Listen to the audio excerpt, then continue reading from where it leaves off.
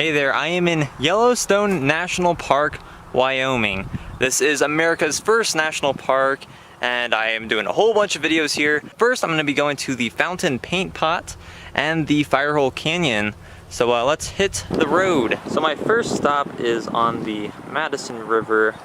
Follows the road when you enter from West Yellowstone.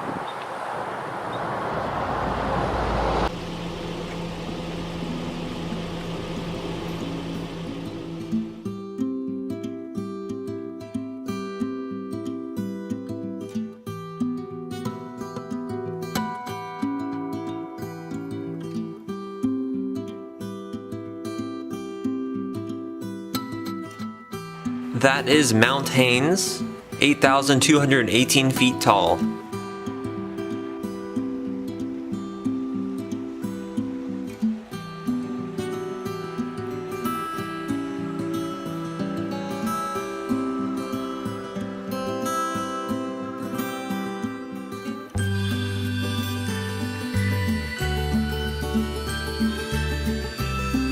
Now driving through Firehole Canyon.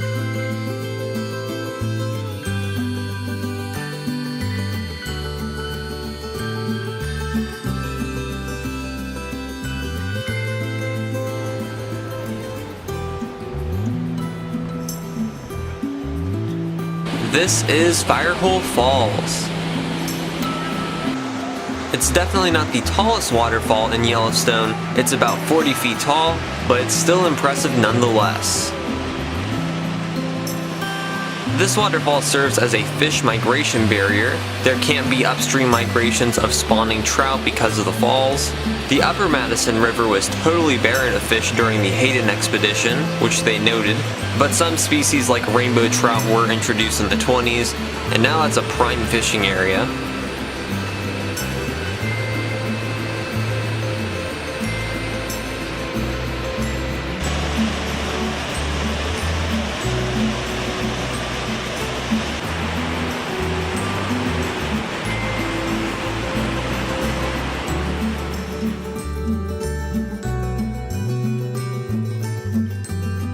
This area of Firehole Canyon is the only place you can swim in Yellowstone, and one of the few places where you won't get boiled alive if you go in.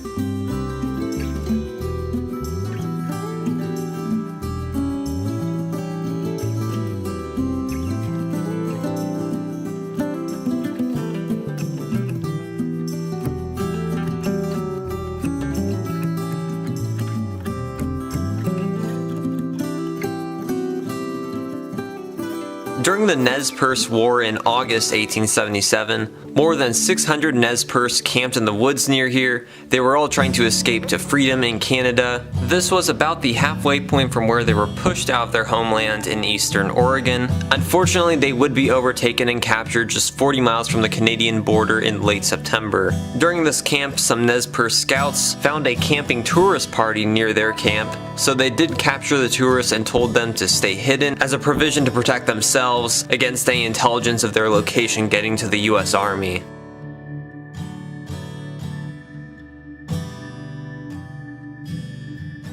Alright, now I'm at Fountain Paint Pot. This basin has everything.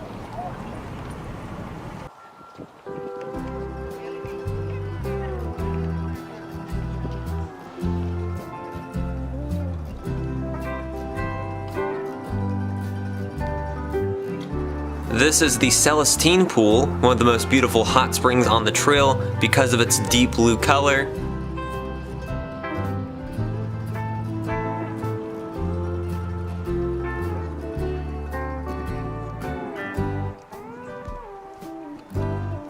This is all a bacteria mat.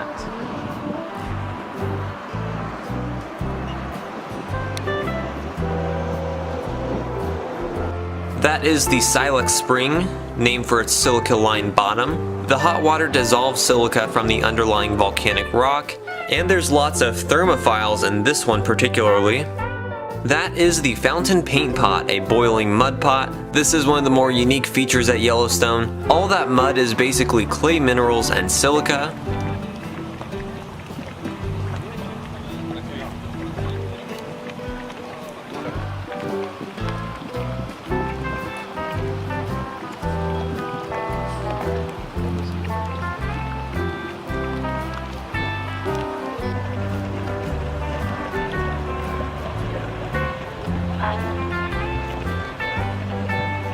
Those are fumaroles, basically a vent to the magmatic complex below the surface, but they don't have any water to become a spring. That is the red spouter, which formed in 1959 after the big earthquake.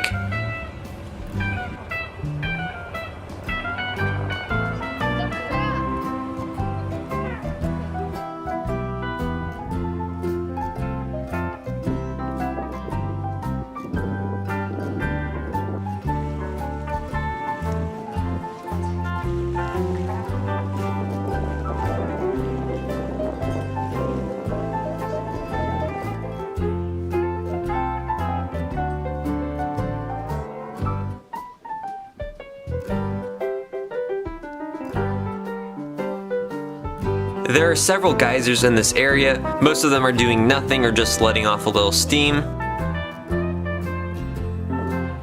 But Clepsydra Geyser is splashing, which it usually does, so it's not really an eruption. It used to fully erupt every 3 minutes before the 1959 Hebgen Lake earthquake.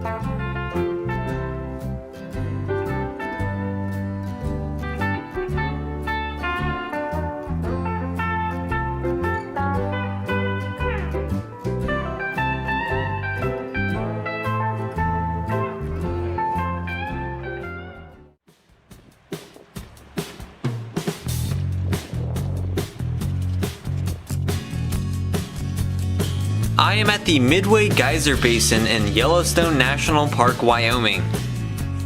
This is an incredible geothermal site because two of the largest hot springs in the world are right here.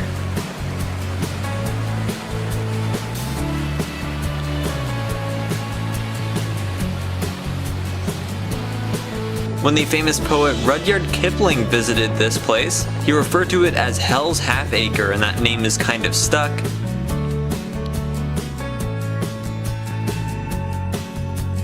This is Excelsior Geyser, which was the largest geyser in the world.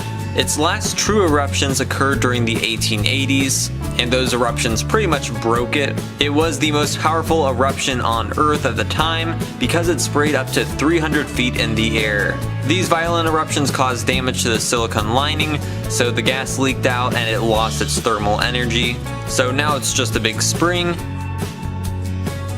But all of a sudden in 1985 it erupted for 2 days, only at a maximum of 80 feet, but then it hasn't done anything again since, so maybe it will go off again in the 2080s.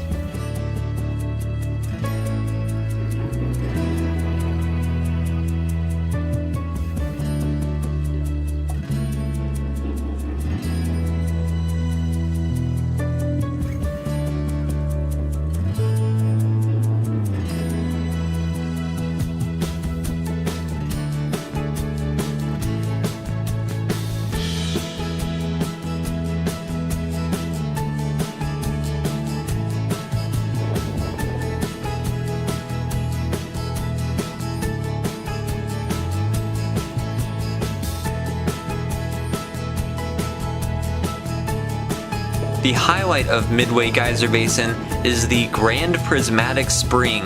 It is the largest hot spring in Yellowstone and the third largest in the world. The other two are in New Zealand. It covers a massive expanse of land as water flows evenly on all sides. This caused the terraces all around it.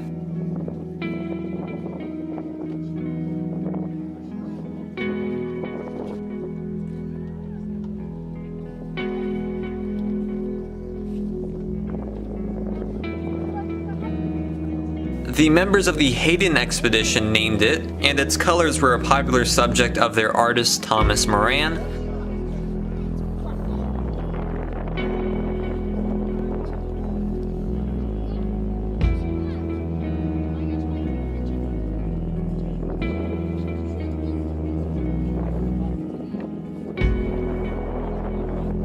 From the boardwalk level here, you get up close, but you can't see all that much. You can't quite get a perspective of how massive it is, even though it's pretty much all you can see.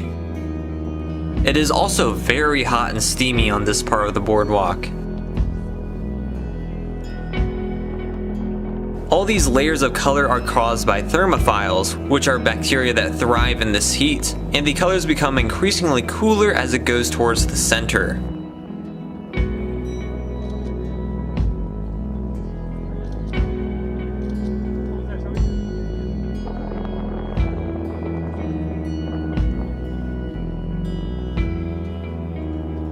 That is the opal pool.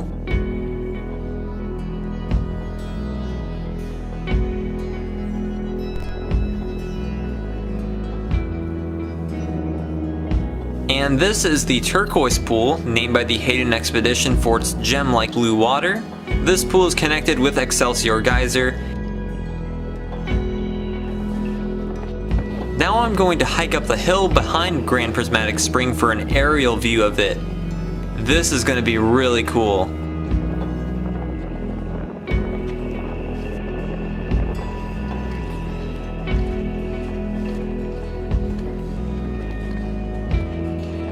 And there it is. This gives a totally different view from the ground level.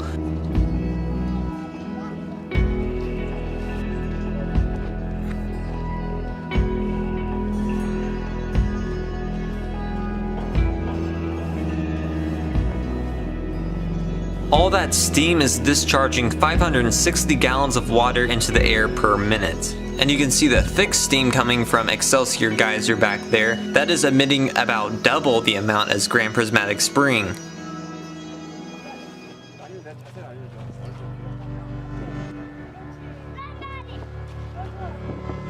Grand Prismatic is much larger than a football field, and the crack in the ground where all the water comes through is 121 feet down.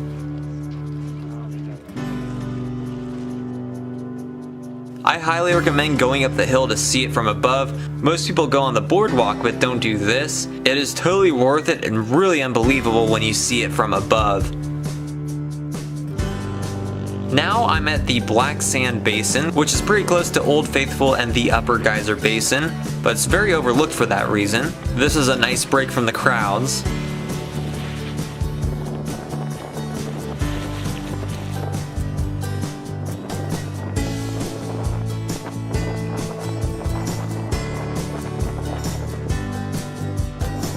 That is Cliff Geyser, which is right on the edge of Iron Creek. When the geyser is active, it does usually go off daily, which it appears to be active. However, it didn't go off while I was here.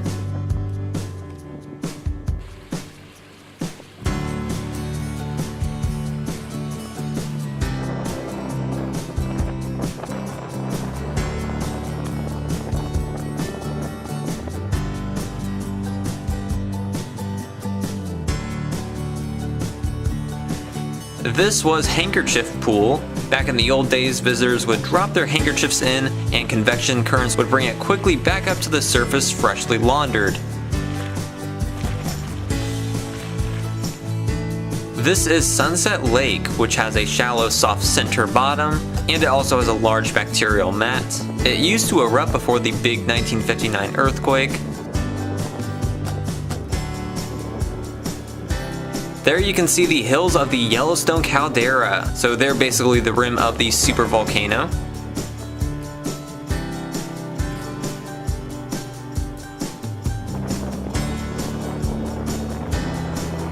This is the Emerald Pool, named for its emerald green color. It has lower temperatures, which you can tell by the yellow bacteria and algae. Its lower temperature has actually been caused by objects being thrown in it over the years, and it may continue to lose color.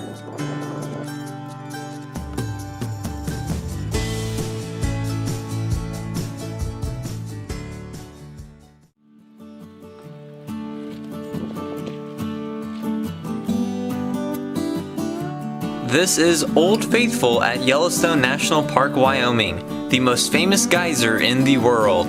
I'm gonna see it go off quite a few times. First is about 6:30 in the morning, and I'm on the big balcony of the historic Old Faithful Inn.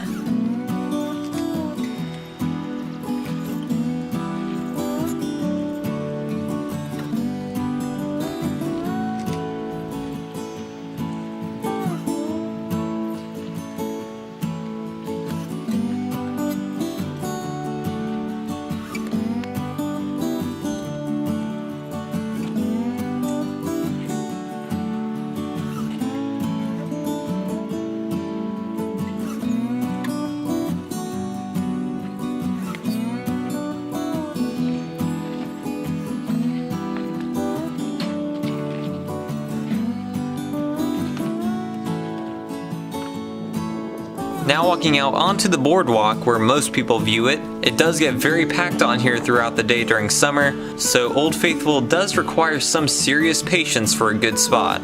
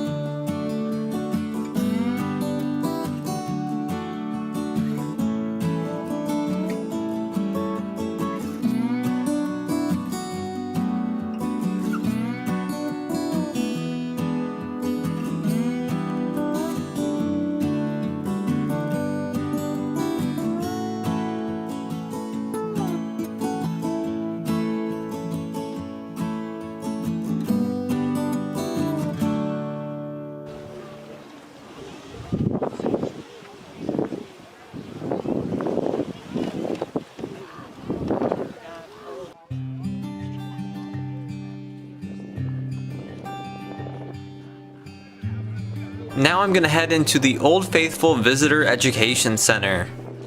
This was the first geyser in the park to receive a name during the Washburn-Langford-Duane expedition of 1870, and it was named because its eruptions were so predictable. When the military used Yellowstone in the 1880s, General Sheridan's men would often shove their linen garments in Old Faithful, and then the eruption would do their laundry for them. This is a fragment of Pork Chop Geyser, which basically combusted in 1989, but you can see the real silica-lined inside of a geyser. The visitor center does bring up that really this is one big supervolcano, which the early visitors and rangers had no clue of at the time. It can go off any time and destroy life and habitation of like half the world. On the left are siliceous branches which form in places with hydrothermal vents, and some other minerals like geyserite and travertine.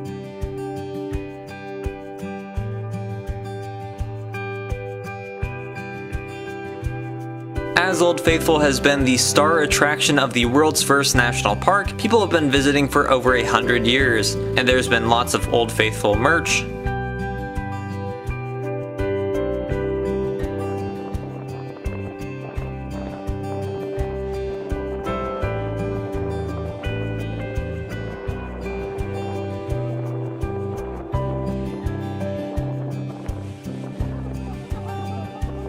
The eruption of Old Faithful can shoot anywhere at its peak from 106 feet to 185 feet, though it's usually in the 140 feet range. And these eruptions can last up to 5 minutes.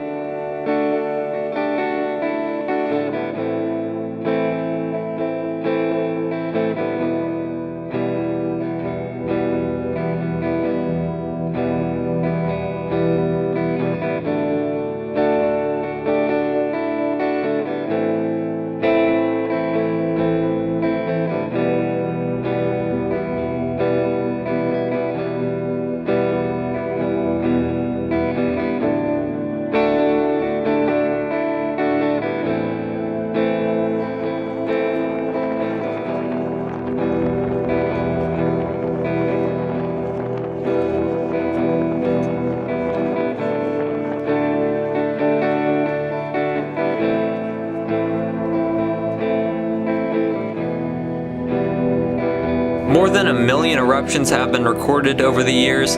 Old Faithful is not connected to all the other nearby geysers and geothermal features of the Upper Geyser Basin. It is off on its own over here, so that's why it has regular eruptions. Old Faithful usually erupts every 44 minutes to 2 hours, and it's done so without fail during this century.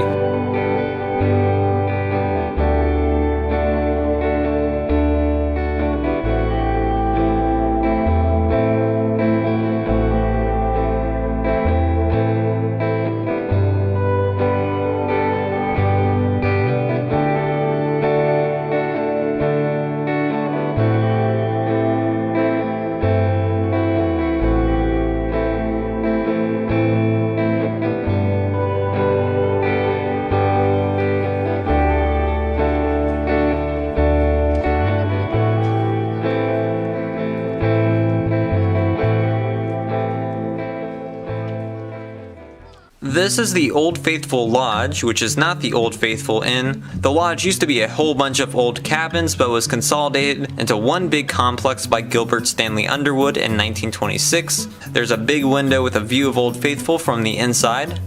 Here's a wood carving of a bear. I wish this was still in here. This is an antique sign for Larry's Lunch Station and Museum.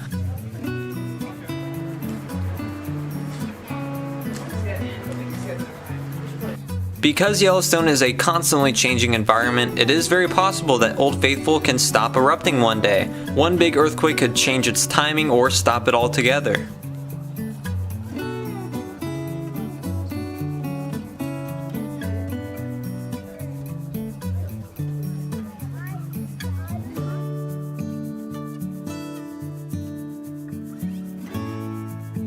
There are a few hot springs on the Old Faithful boardwalk, like Star Spring. And up there is the Upper Geyser Basin, which I have a separate video on because it is very extensive and has a lot of cool features.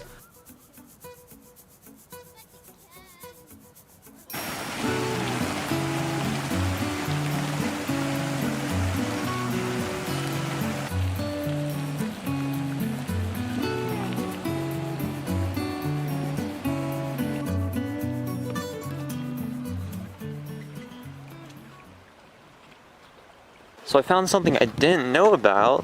If you walk up this hill a little bit, you can get a really good elevated view of Old Faithful.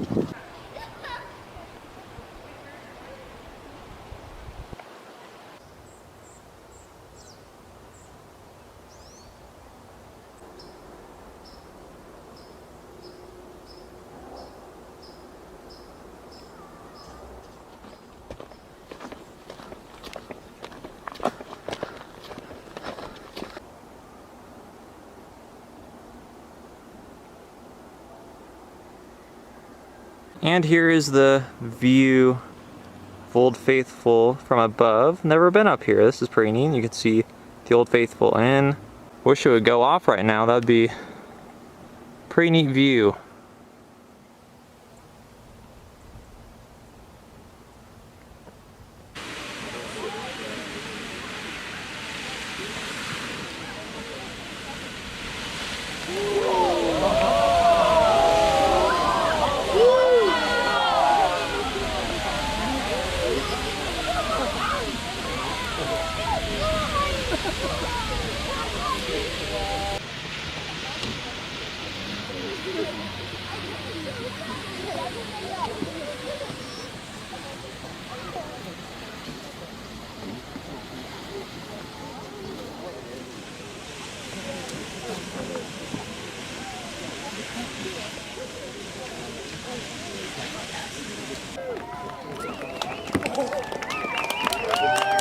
Please check out my other Yellowstone National Park videos, and thanks for watching.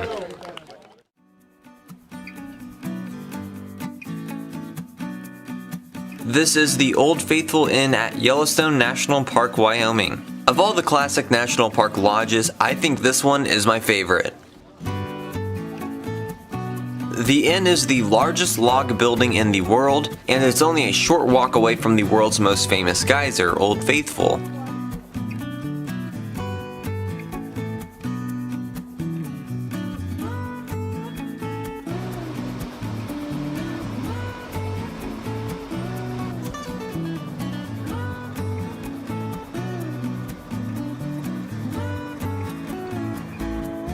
The original old house of the inn was built in 1903, so that includes all of the original lobby and the old rooms.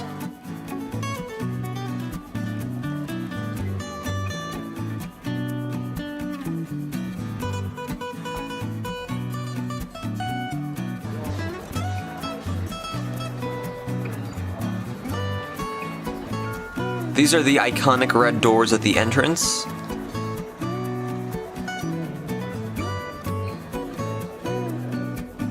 The building is a National Historic Landmark. They have an Old Faithful clock inside the lobby where they predict each eruption of Old Faithful, which goes off every 45 minutes to 2 hours. The tall gabled logs of the magnificent and expansive lobby is one of the greatest wonders of Yellowstone National Park. The inn was designed by Robert Reamer, who was 29 years old at the time, and worked as an architect for the Yellowstone Park Company, the development branch of the Northern Pacific Railway.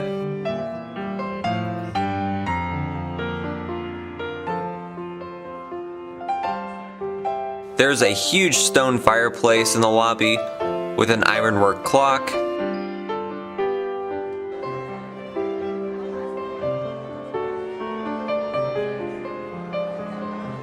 This is the quintessential example of rustic architecture. It even smells like lodgepole pine, and the tables and furnishings are very old-fashioned. When the inn opened in 1904, it had electric lights and steam heat.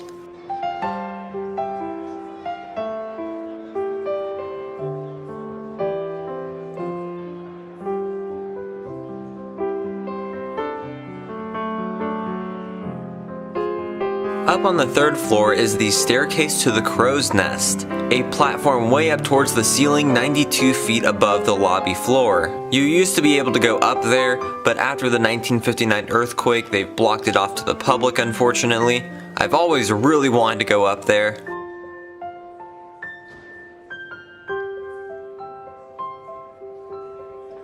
Originally, the musicians would play from up here, and they had a spotlight aimed at Old Faithful to illuminate it at night.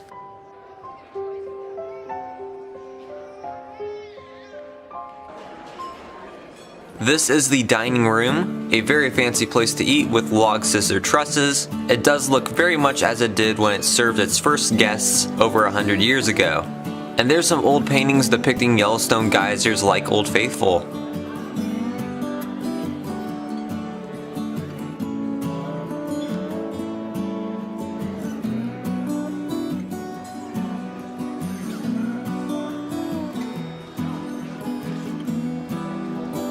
This is part of the 1927 West Wing, which was also designed by Reamer. This is the original part of the inn. The rooms are still very old-fashioned, some without bathrooms. It's very dark, but I'm staying in one of the original rooms. There's a whole bunch of additions, but this is one of the oldest rooms. Pretty neat. And this is the view out the window. You can see some pretty neat architectural features of this amazing building. Like I said, this is just one of my favorite buildings. And this is the bathroom of the old room. Pretty neat. Has this old furnace, I think. I should know that, but I don't. There's the fancy bathtub shower. Even the latches on the door are super old school. I was able to get into room 127 where I read in a Yellowstone ghost story that an unhappy bride got beheaded in the bathtub of this room in 1915.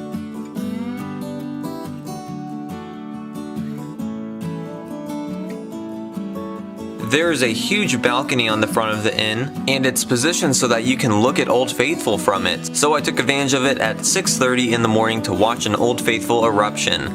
I do have a separate video on Old Faithful.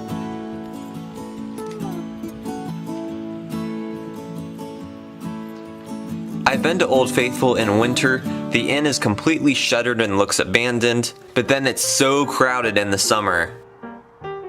Right by the Old Faithful Inn is Hamilton's store. there was a series of stores opened near major Yellowstone attractions by 21-year-old Charles Hamilton, providing food and souvenirs. He put these twig decorations on the front saying Hamilton Store in 1904, and Robert Reamer apparently designed those.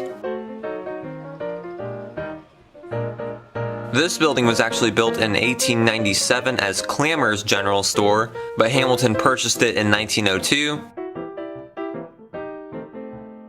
It's still a gift shop. And they have a diner where I ate breakfast. The Old Faithful General Store on the other side of the inn was built during the 20s. Along with being right next to Old Faithful, the inn is very accessible from the Upper Geyser Basin trails, and you can see the inn in the background for parts of the trail.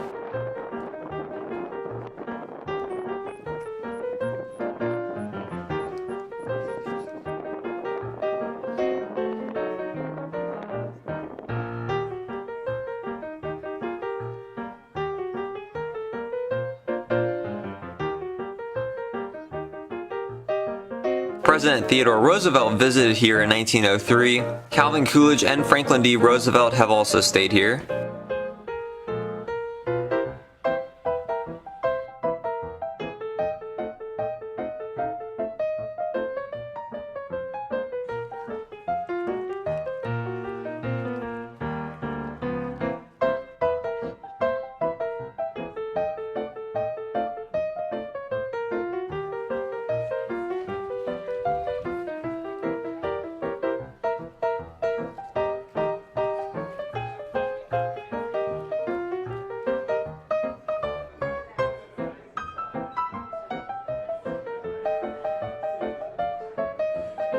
Now I'm going to enjoy the grand lobby in the evening. It is one of my favorite places in the world to just sit and enjoy life.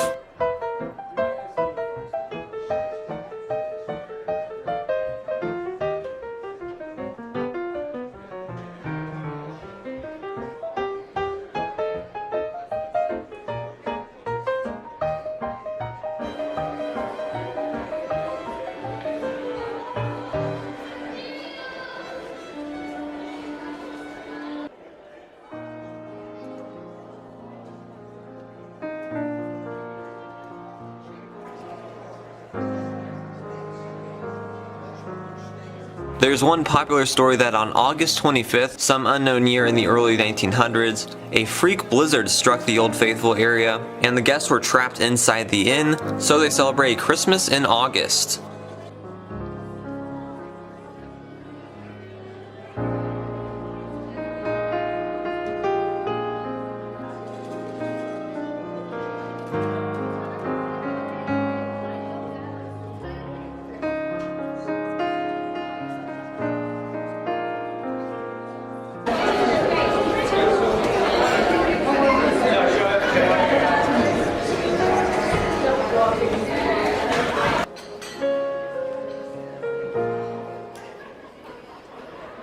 Alright, so that was the Old Faithful Inn. I absolutely love this place. This is one of my favorite hotels that I've ever stayed at.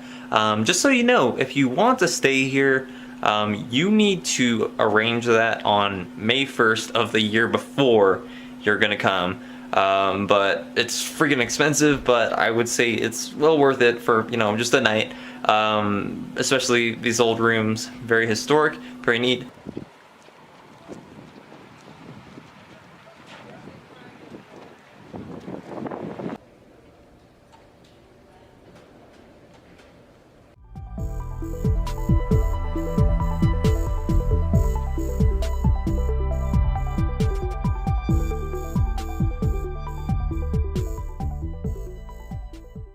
I am in Yellowstone National Park, Wyoming, and I am going to the Upper Geyser Basin. I always found this illustration here very hilarious. And this is how the geysers and the mud pots and everything are formed. I think these are bison turds. These basins always look kind of apocalyptic because of all the dead trees mixed in with all the new living trees. I'm taking my first hike around the basin at dawn, which is one of the best times to do it because I was one of the only people out here, which is very rare during the summer. This first geyser is Castle Geyser. It is a pretty major one because the eruptions can reach 90 feet. It was named like many of these by the 1870 Washburn-Langford-Duane expedition, which camped in this area for quite a while. This is Shield Spring.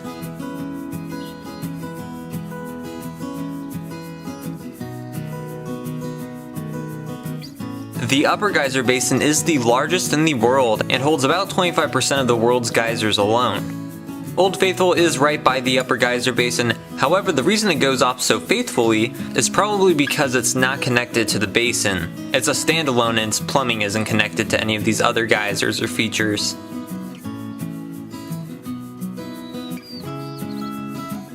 This is Daisy Geyser, a predictable one, but I didn't time it right. It is right by Comet Geyser, whose eruptions are influenced by the bigger Daisy Geyser.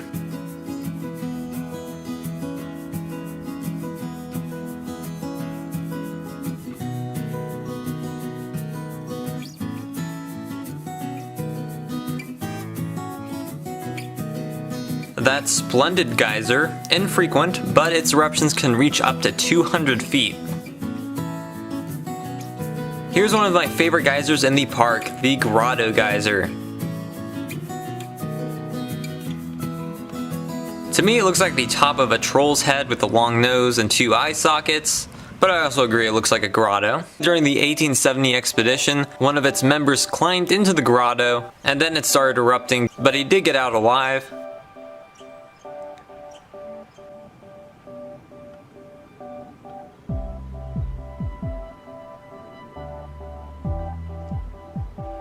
That is Spa Geyser.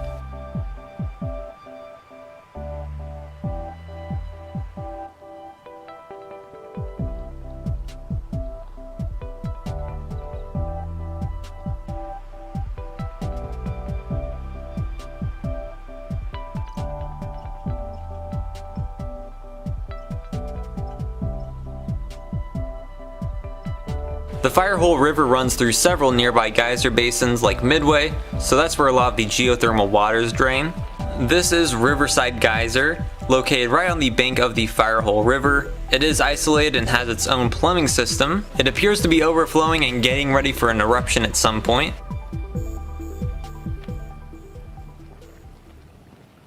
That is Spiteful Geyser. Alright, here's the most famous feature here. Morning Glory.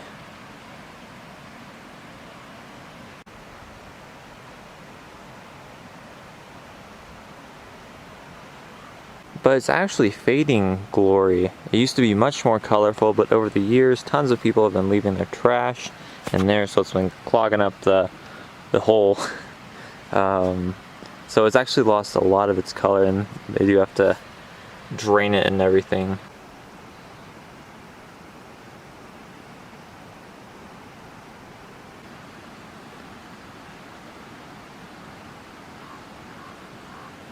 I'm now walking over to Biscuit Basin. The trail connects over there. Here's a pretty interesting hot pool geyser thing. Definitely unique with the not sure what kind of rock that is above it. Kind of looks like the entrance to a cavern.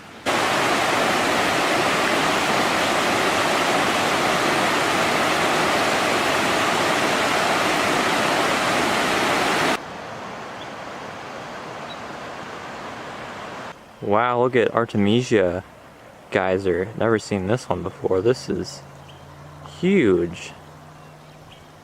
Wow.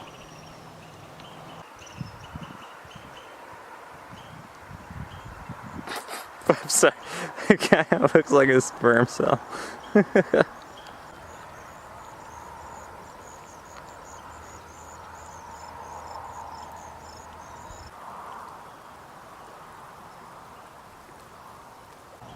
Over yonder is Biscuit Basin.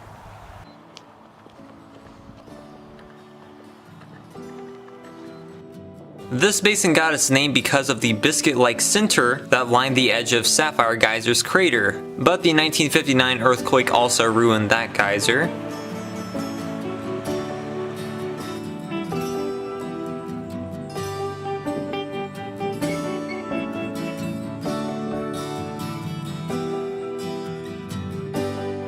This is Black Diamond Pool.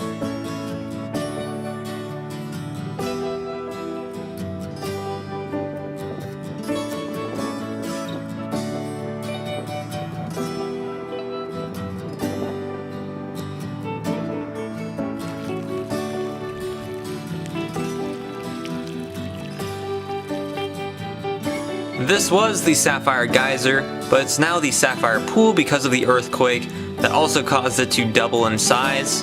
It has crystal clear waters like an oriental sapphire. Jewel Geyser is a relatively small one that is active at the moment. Water is filling up and overflowing, but it's not actually erupting.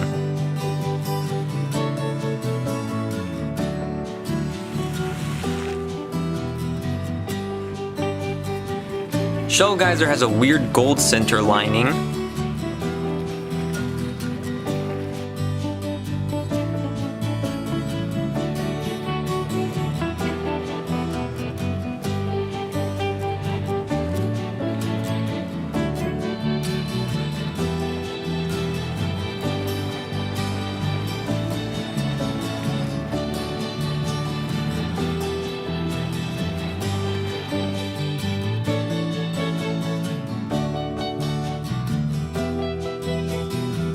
Mustard Spring here is named for its mustard colored lining.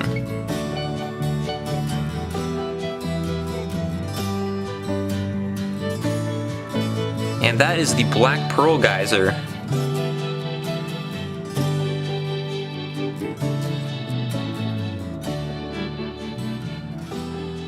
Now I'm walking back dangerously across the main highway to the Upper Geyser Basin.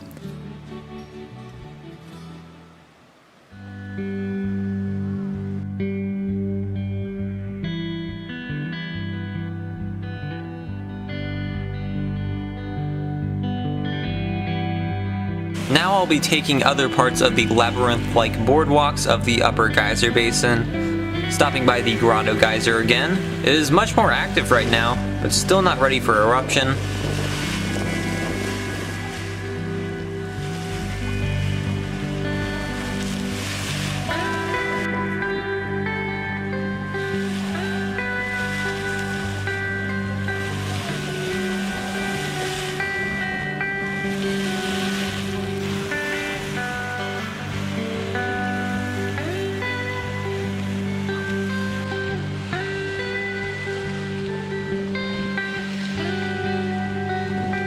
The sun is reflecting the colors of morning glory much better now. This distinct color is caused by bacteria on the water. While there are a lot of colorful springs here at Yellowstone, this one is so well known because it is probably the most colorful small spring.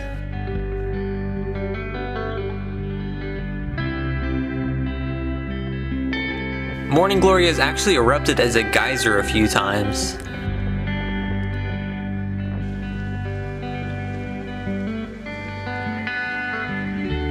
This is the Giant Geyser. The cone itself is 12 feet high, and its eruptions do have a long duration. Unfortunately, it's only erupted a few times since 1955.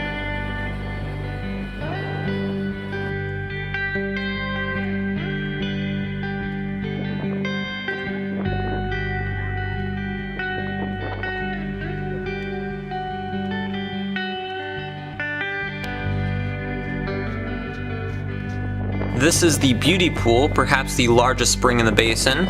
It has a diameter of 60 feet.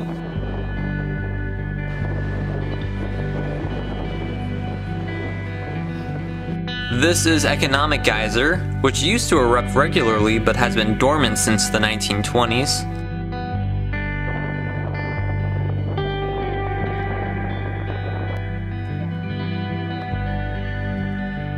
That is Grand Geyser, the tallest geyser on Earth with predictable eruptions. It reaches up to 200 feet in bursts and erupts about every 7 to 15 hours. While I wasn't right there when it erupted, I could see it erupt from the other side of the basin a little later.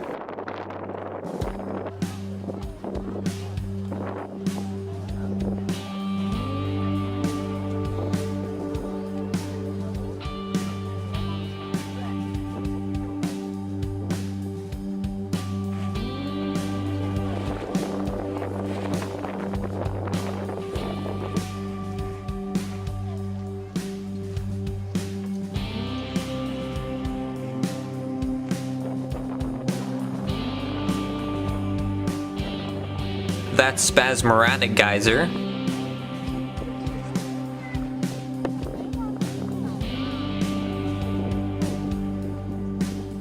The historic Old Faithful Inn can be seen in the background. It is surrounded by this wonderland of geothermal features, and I have a separate video on the inn.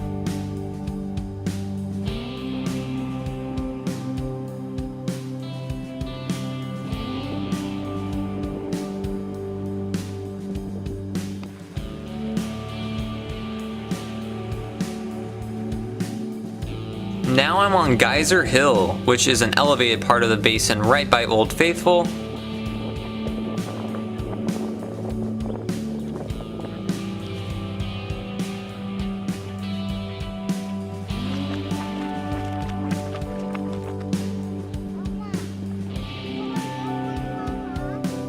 Depression Geyser got its name because it's now depressed that it's not a geyser anymore, another victim of the dang 1959 earthquake. This is Beehive Geyser.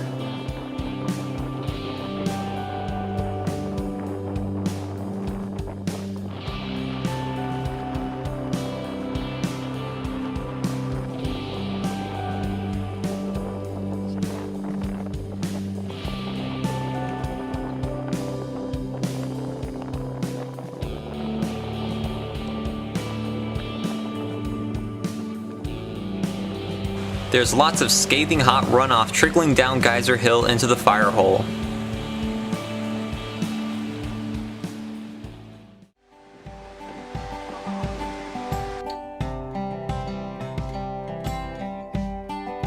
I am at the Kepler Cascades in Yellowstone National Park, Wyoming, the first of a few smaller stops on the loop road that I'll be visiting in this video. This is an 150-foot cascade waterfall of the Firehole River, which you get a really good aerial view of.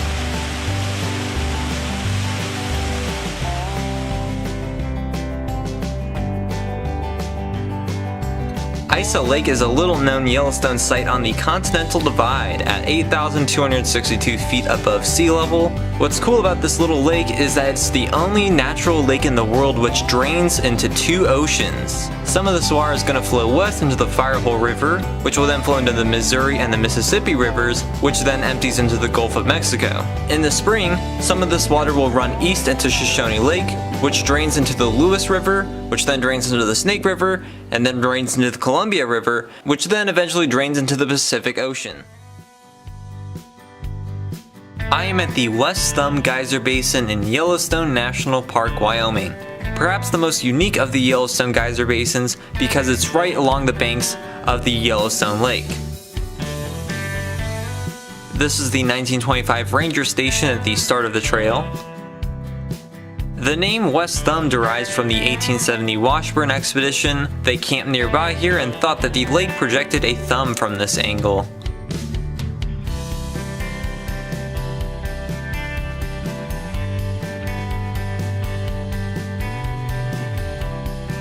That is Seismograph Pool.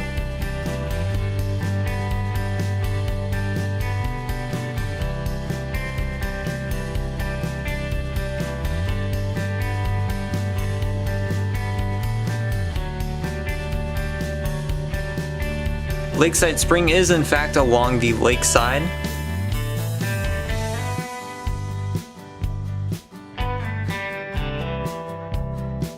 Because of the lake in the background, I do think this is the most scenic geyser basin, but it is the least active in terms of geothermal activity.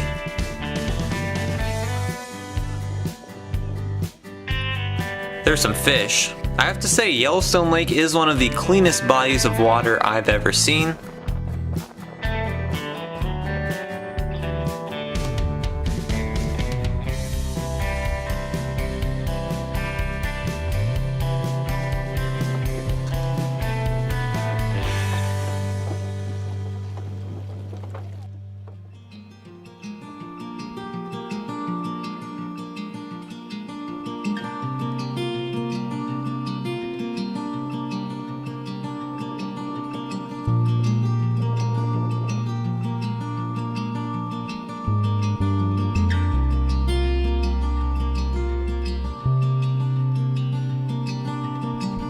Lakeshore Geyser is currently covered by the waters of Yellowstone Lake, and even though the geyser is very dormant, it could still go off underwater.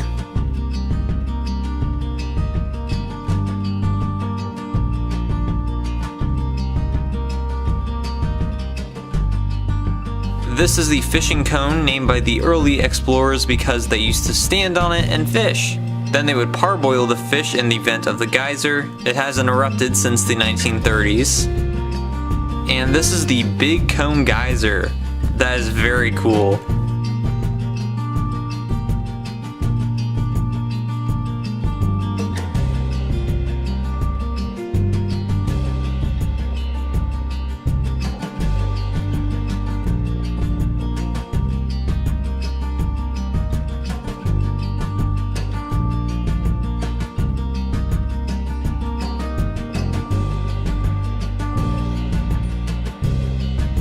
Lots of steam coming off the Black Pool, which has very dark waters, and thus a very low temperature.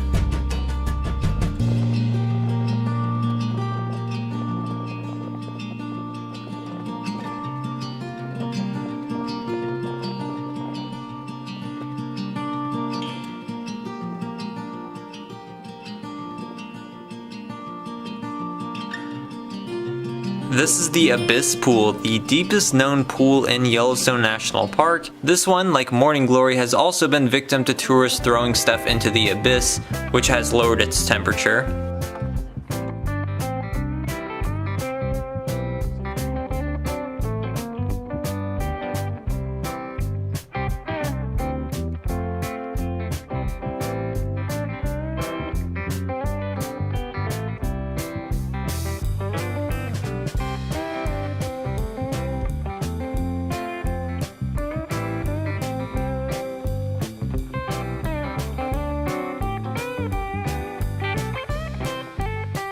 The West Thumb paint pots here are at a more elevated level. They used to be way cooler when the tourists stopped here to board a boat to the Lake Hotel, but since the 1970s, groundwater has flooded them, and they're less colorful and more frothy looking.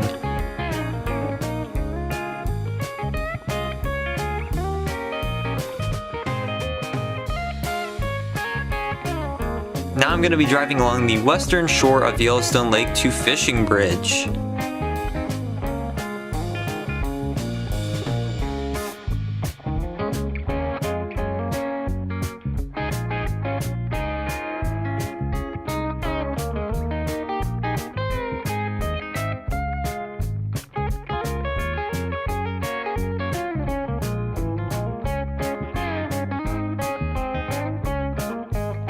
I'm now traversing the old fishing bridge, which was built in 1937. It was a very popular spot for early tourists to fish for cutthroat trout, but fishing was banned in 1973 in order to preserve their spawning grounds.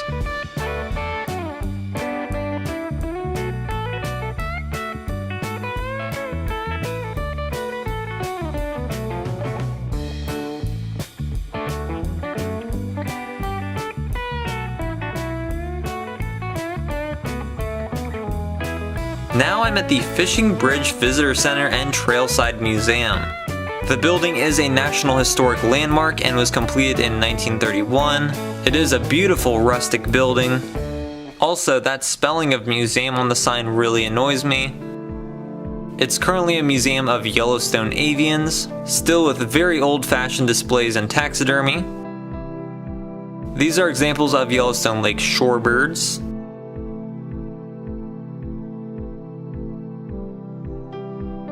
There's some hawks, along with an osprey, great horned owl, and great gray owl. This is Swainson's hawk. These guys are apparently very difficult to identify because they come in so many colors. There's a marsh hawk, now known as the northern harrier, and a short-eared owl.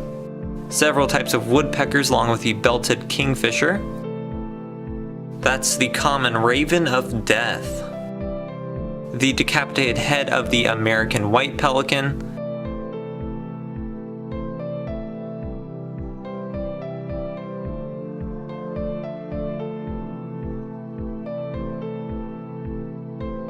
There's a yellowthroat and other yellow Yellowstone birds,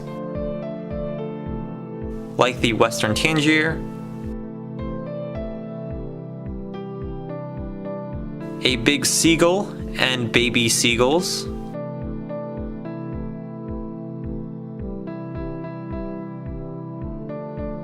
that's a whistling swan. They visit Yellowstone on spring and fall migration flights. And here is the trumpeter swan, common at Yellowstone but still one of the world's rarest birds. Some mountain bluebirds, some blackbirds. There are several taxidermy ducks.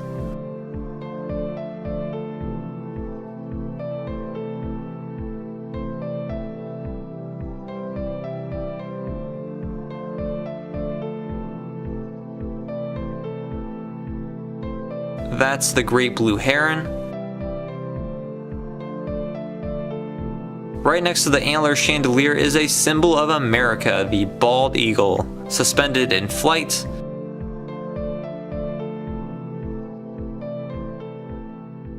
Here's one up close. In 2018, the park monitored 32 bald eagle territories, and 56 of them were successful in fledgling young. There are some river otters.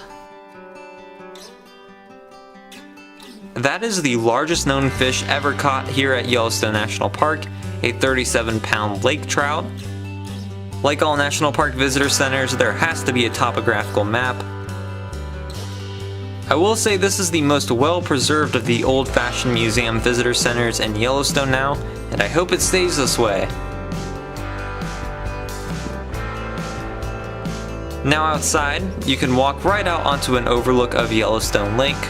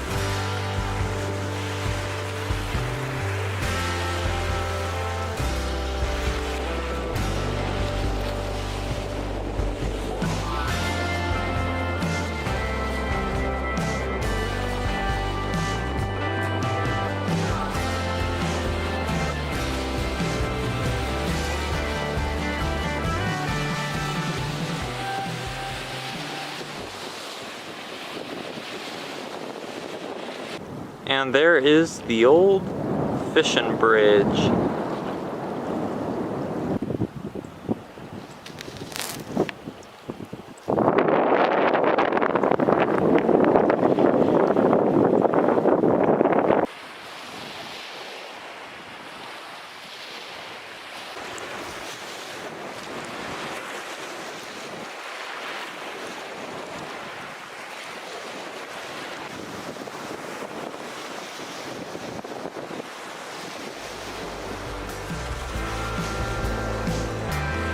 I caught a ranger bear safety presentation. They did have a bear and bison fur to pet, so that's cool. And they tell you how to possibly avoid getting mauled by a bear.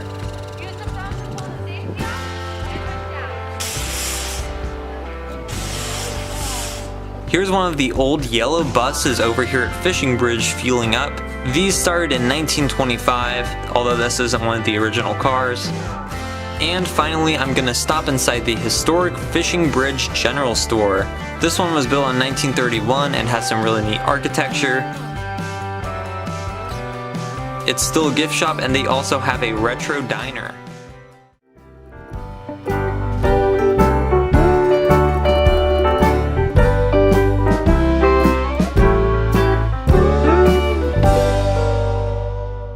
Hey there, I am at Yellowstone National Park, Wyoming, and I am at the historic and wonderful Lake Yellowstone Hotel. And this way I'm going to be checking this place out, and also I'm going to be going on a sunset cruise at Yellowstone Lake. The magnificent building is right along the shore of Yellowstone Lake. It was built in 1891, making it the oldest operating hotel in the park. Almost all of these old national park lodges were built in the rustic style, such as the Old Faithful Inn here at Yellowstone, but this one is very different. It's a fairly simplistic colonial revival style building with 3 ionic porticos on the front. The building was built by the Northern Pacific Railway, which built the other hotels around the park at the time. The porticos and the expansion of the building was designed by Robert Reamer, the same guy who designed Old Faithful Inn. It does have a beautiful view of Yellowstone Lake.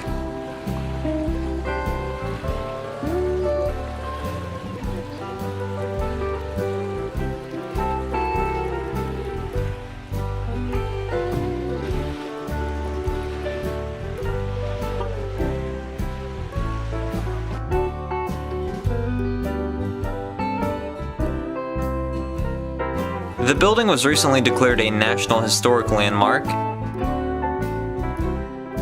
This is the lobby that has been serving Yellowstone visitors for over 100 years.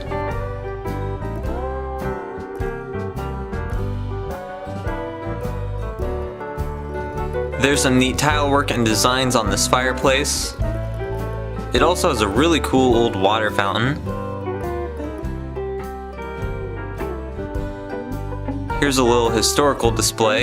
There's an old key to a room. That's an original porthole of the steamboat E.C. Waters, which I'll explain more about when we go out to see the shipwreck. And here's some vintage souvenirs from Yellowstone. They also still have a very old school but fancy telephone booth. See, this is the back side of it. It's quite a large building. And I'm actually staying behind the hotel at one of the cottages.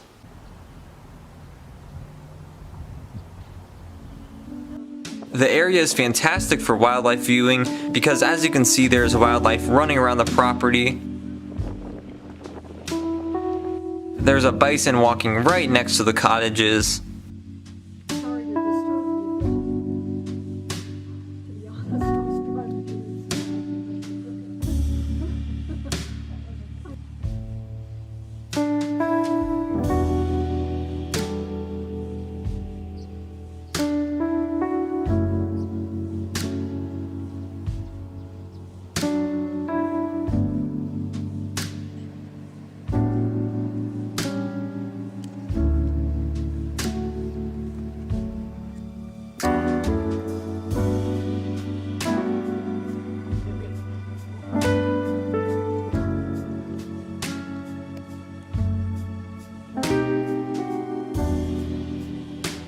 Also nearby is the Lake Lodge. It's not as historic or fancy as the hotel, but it's still nice. Now I'm standing on the porch of the lodge, and there's a freaking bison a few yards away.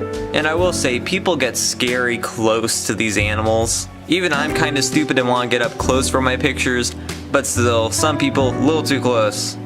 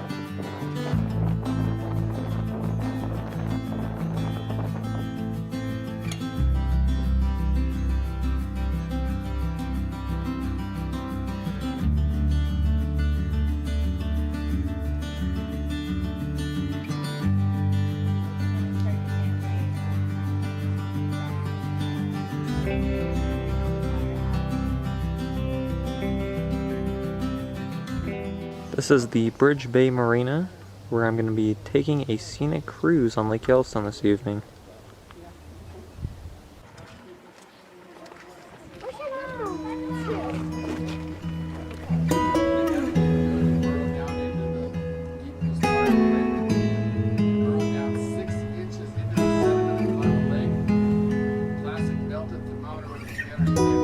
Yellowstone Lake is a ginormous body of water, covering 132 square miles.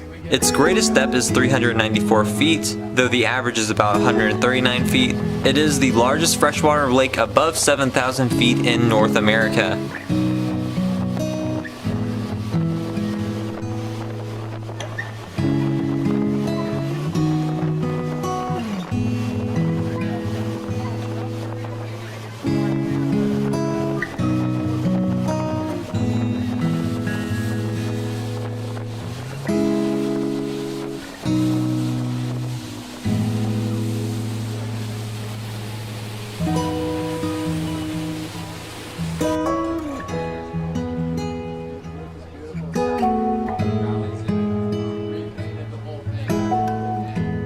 That's what the lake hotel looks like from the lake. In the early days when people were arriving on EC Waters' steamer, this was the first view they got of the place.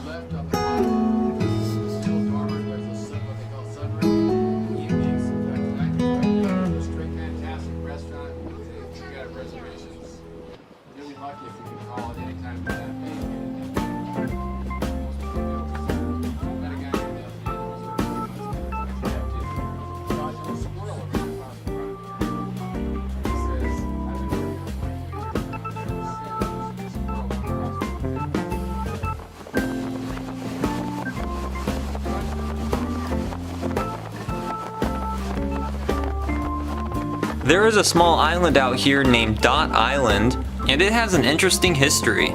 It was purchased by a man named EC Waters, one of the earliest entrepreneurs in the park. He was successful with the Zilla, a passenger steamship that started in 1891 and transported visitors from places like West Thumb to the newly opened Lake Hotel. Even though his venture wasn't part of the park or the Northern Pacific Railway, he did maintain a monopoly. Then he decided to expand the business by purchasing Dot Island from the government and then opening a zoo on it. He shipped over local wildlife like bison over to the island, and then his steamship started stopping there. He was a very dislikable man due to his greed and temperament, and the animals at Dot Island were treated horrifically. So when the park was overwhelmed by complaints, they tried to lure in another steamship rival, but that was unsuccessful. They just couldn't get rid of EC Waters. And here is the shipwreck of the EC Waters, the second vessel which was significantly larger that Waters bought in 1905, and he humbly named it after himself. The park decided to refuse to license it as a commercial ferry, so that required that Waters had to hire a man to watch the ship during the winter here at Stevenson's Island. Then that guy died here, Waters wasn't able to get it back, and it's been rotting away here ever since. In 1907, Waters got banned from the park. The shipwreck was then looted by souvenir hunters over the years. Then it was used as an overhang for a fish fry business. In the 60s, rangers tried to preserve it by dousing kerosene on it, which turned it all black. But now the ribs are still here and it is preserved.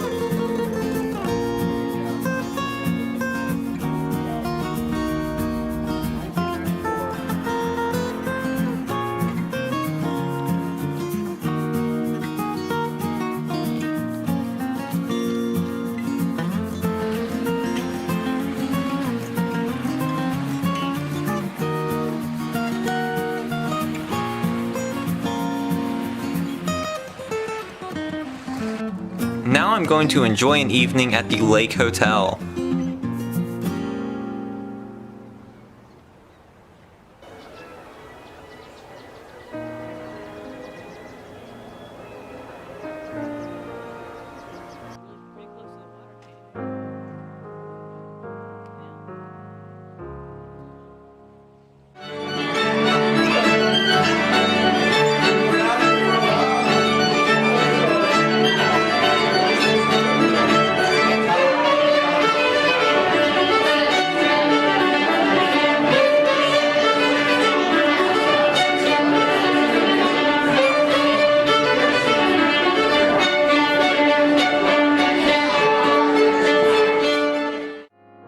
I did eat at the fancy schmancy dining room here, and it was really good.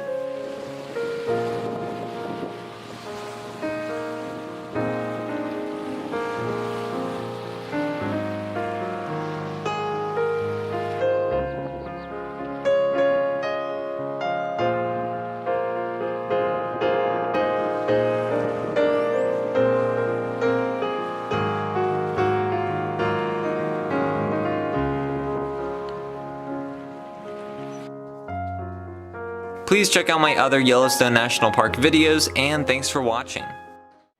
I'm now at the Mud Volcano area, one of the smaller thermal areas near Yellowstone Lake.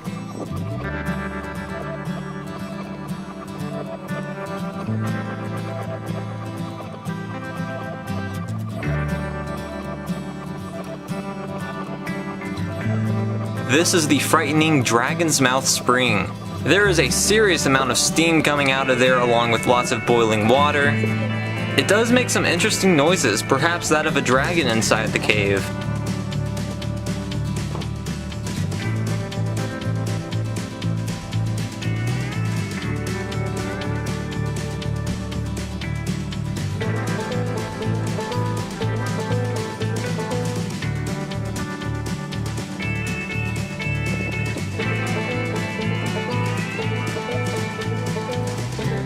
And this is the mud volcano itself, which I guess isn't as scary as a lava volcano. The earliest visitors here reported it having a 30-foot cone, and that it erupted lots of mud into the air. However, by 1872 it apparently blew itself apart, so now it's just a crater of bubbling mud.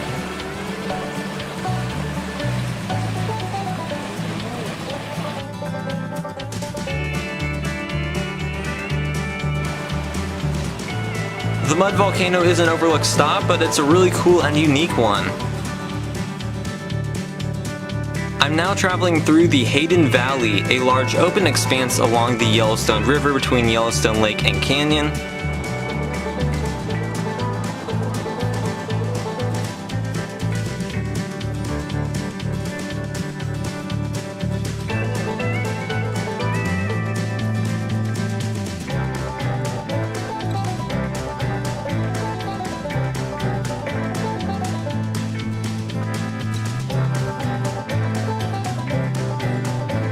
This is one of the best places in the park to see bison.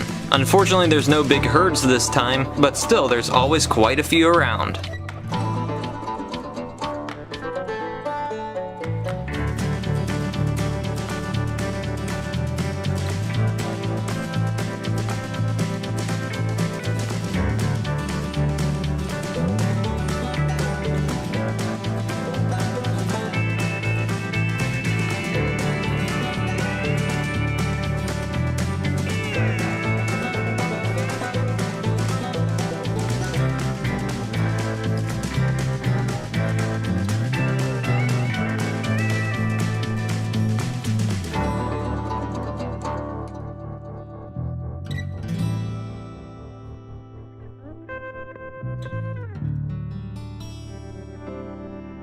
There's Mount Washburn, one of the tallest mountains in Yellowstone.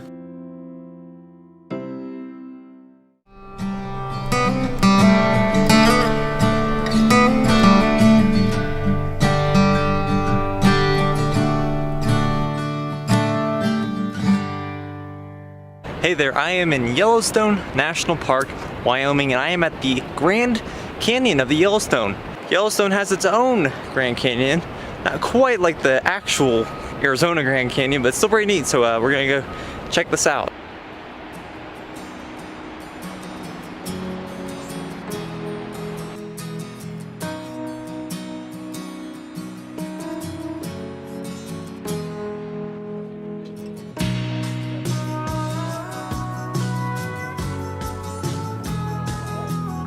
The Grand Canyon of the Yellowstone is one of the non-geothermal highlights of Yellowstone National Park. There are several scenic viewpoints on both sides. This first one I'm visiting is Artist's Point.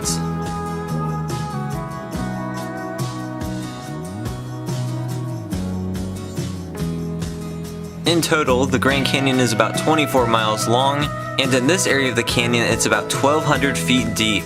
This is the result of erosion by the Yellowstone River. After the Yellowstone caldera erupted about 600,000 years ago, the area that is now the canyon was covered by lava flows, so the uplift and faulting allowed for the erosion that formed the canyon.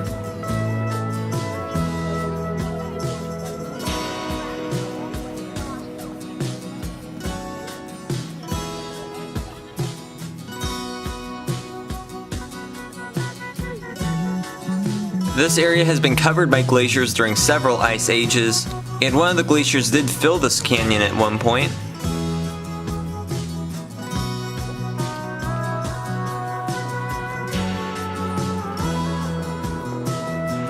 That is the 109-foot upper falls of the Yellowstone.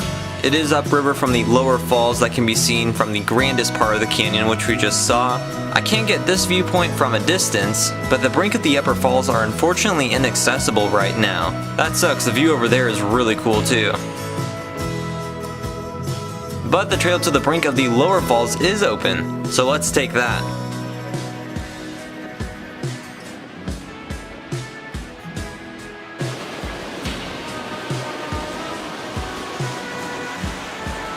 This is the brink of the 308-foot tall lower falls. That is a very long plummet of death.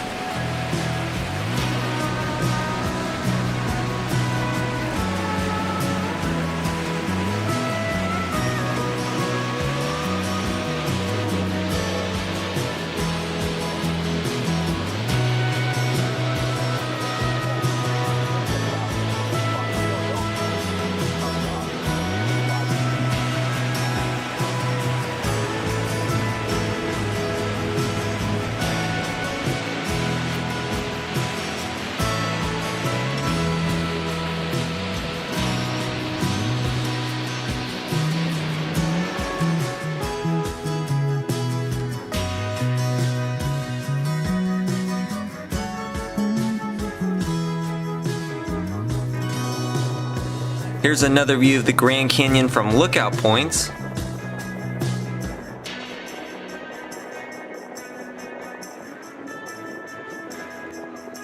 This was a major stop for the early Yellowstone expeditions in the 1860s and 1870s, and a popular subject of the artist Thomas Moran.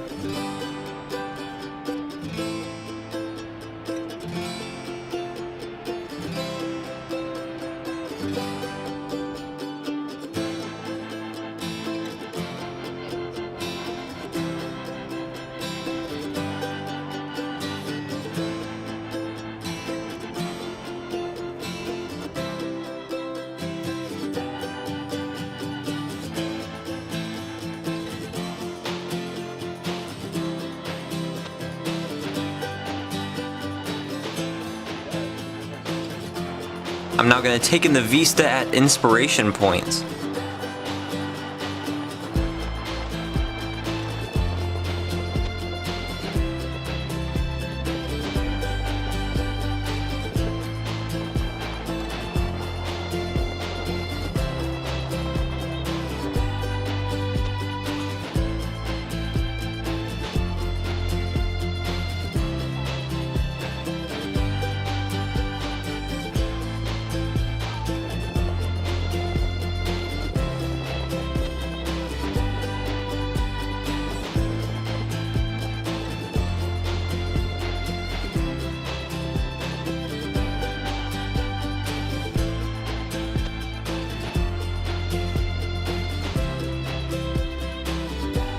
Now I'm in Canyon Village, about to head into the Canyon Visitor Education Center.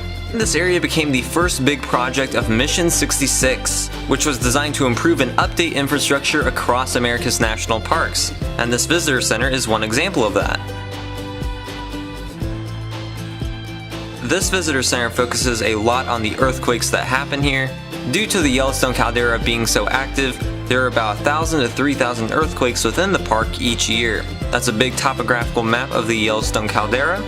There's a rotating sphere of global hotspots on water. Major earthquakes have hit this area, and they can still happen at any time due to the extensive network of faults beneath the ground. Of course, if and when the supervolcano erupts, half the country is pretty much gone. Due to the eruption, thick calderic ash will be strewn across the region and even the world. They do monitor the seismographic activity at all times, but I mean you can't really do anything about it. There's a bison. There's a lot of these guys around this area of the park. That's a pine marten. That's an exhibit on glaciers. That shows the anatomy of the geothermal features of Yellowstone. This is a replica of Thomas Moran's pencil and watercolor sketch of the lower falls of the Grand Canyon. So this visitor center is really good, definitely worth the stop. The Canyon Village Lodge is also a good example of Mission 66 architecture. Mission 66 introduced Park Service modern architecture, which was used on most national park visitor centers and facilities from 1955 and throughout the 1960s. Now going to take a look inside the 1957 Mission 66 Canyon General Store, which is the home of Billy the Bison. This one is definitely 50s themed. They do have a jukebox. Along with the gift shop, there's a retro diner that's always crowded, by the way, but it's still really good. Now I'm going to take the short hike to Tower Fall.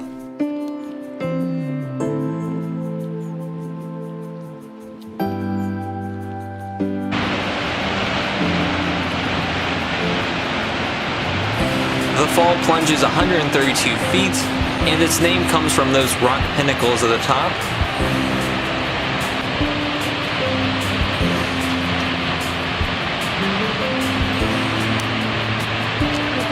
There is a trail to the bottom of Tower Fall, which is really cool. Unfortunately, it's closed off, so I can't do that.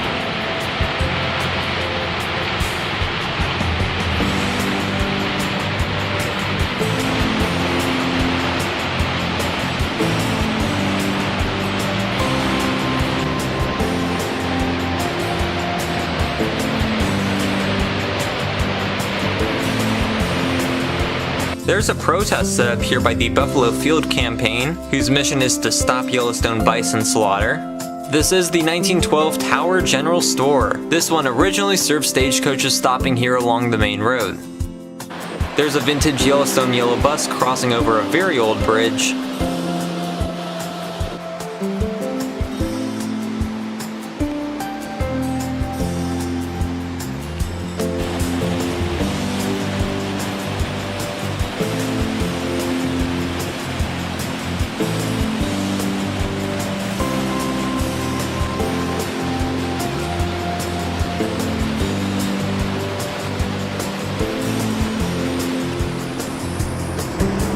Now I'm back on the road heading to Mammoth next.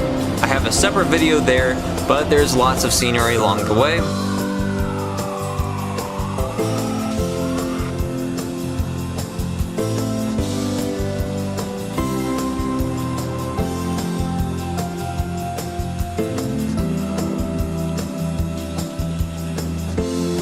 Please check out my other Yellowstone videos, and thanks for watching.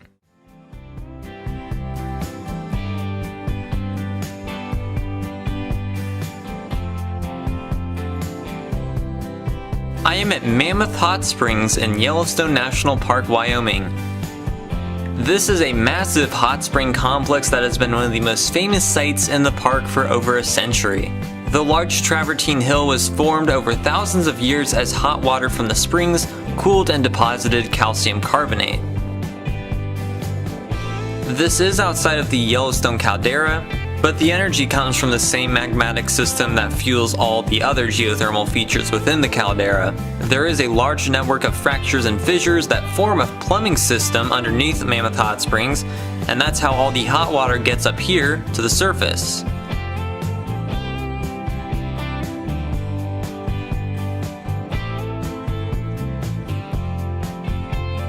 The Shoshone and Bannocks collected minerals from the spring, and this was a common stop for even the earliest visitors and tourists to Yellowstone National Park in the 1870s.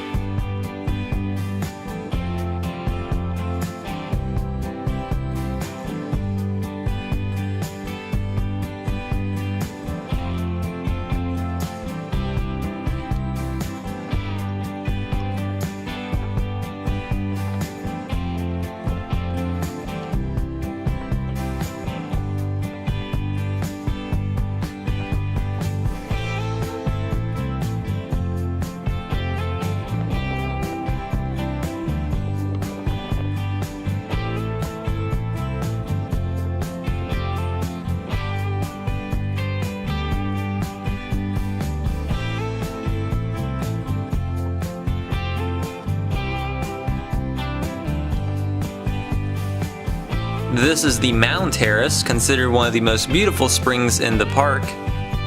Over 2 tons of calcium carbonate flow into the Mammoth Hot Spring each day.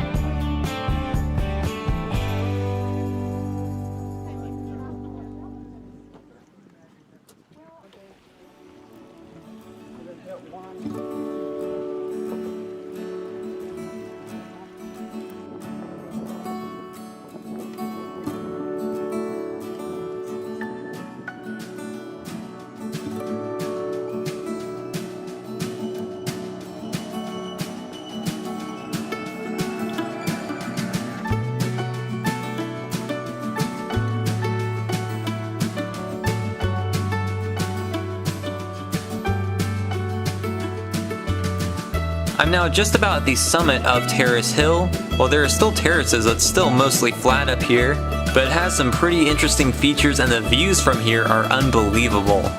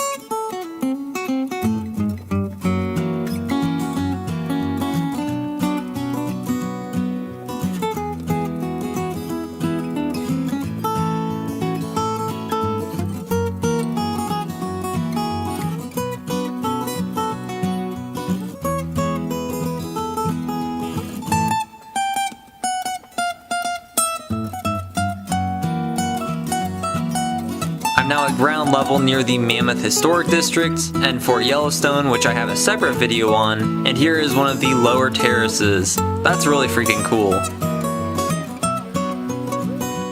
So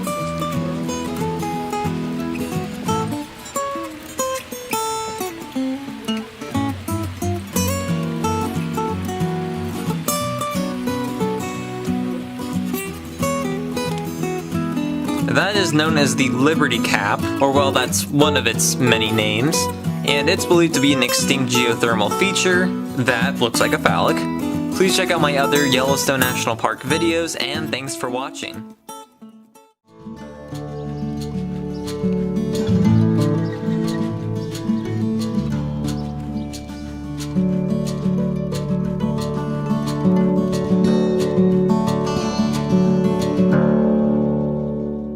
I am in Gardner, Montana at the Roosevelt Arch.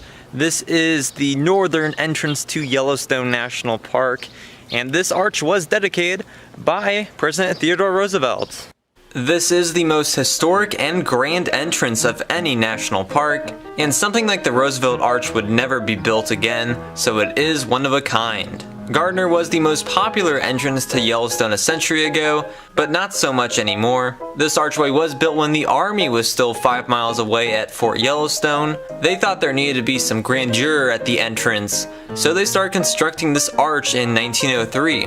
When the arch was partially built, President Theodore Roosevelt was visiting Yellowstone, and he agreed to dedicate the arch and give a speech here, attended by thousands. This is the cornerstone laid by President Roosevelt in 1903. I'm not sure what this is, but it's still hanging on. The plaque that says, "For the benefit and enjoyment of the people," is a quotation from the 1872 legislation that established Yellowstone National Park.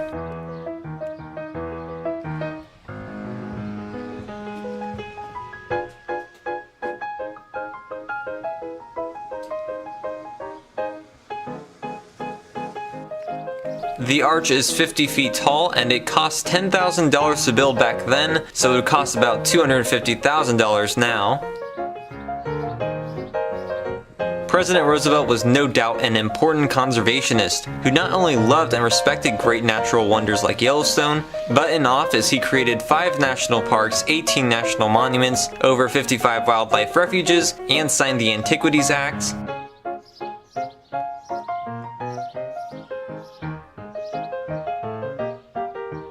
Theodore Roosevelt never visited Yellowstone again after his 1903 trip, so he never saw the arch completed. Electric Peak there is 10,992 feet tall, the 6th tallest mountain in Yellowstone. Now I'm going to take a quick look around the town of Gardner, Montana along the historic North Entrance Road. There's an original road marker. This was the gateway to Wonderland, as the Northern Pacific Railway had a station right here.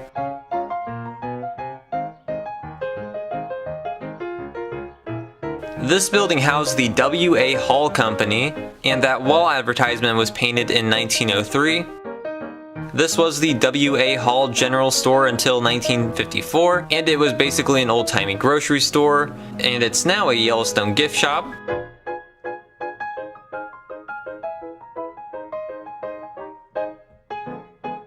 Gardner is still a tourist town with lots of gift shops lining the old entrance road. Now we're going to head into the park and explore the history of Mammoth and Fort Yellowstone. Now we're here on the grounds of historic Fort Yellowstone at Mammoth. I'm going to go in the Albright Visitor Center. This original 1909 Fort Quarters building was named after Horace M. Albright, the second director of the National Park Service. Here's an old geological survey marker. There's also some petrified wood. Fort Yellowstone is designated a National Historic Landmark. This is one of the better National Park visitor centers, first off because they have some real taxidermy of Yellowstone wildlife. There's a mountain cougar. Those guys are screwed.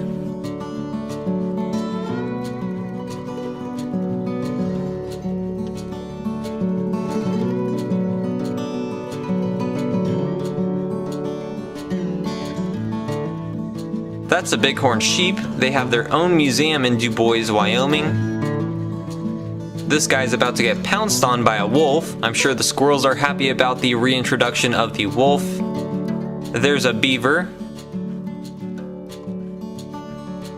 And that's a freaking bald eagle.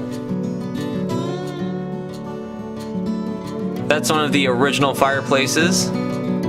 They have some examples of Yellowstone Geyser Center, which fell off one of the geothermal features, some chert and obsidian arrowheads made by Native Americans. This is really cool to see, the artist Thomas Moran's journal and sketchbook. He joined the 1871 Hayden expedition and made some amazing paintings of Yellowstone, which really helped encourage its designation as a national park for protection and also promoted early visitation. And this is the book he used on the expedition to make his sketches while here at Yellowstone. There's some binoculars and surveying equipment used during the early Yellowstone expeditions. Here's some artifacts used by the Army during their time here at Fort Yellowstone. Most men carried a Spencer repeating rifle around.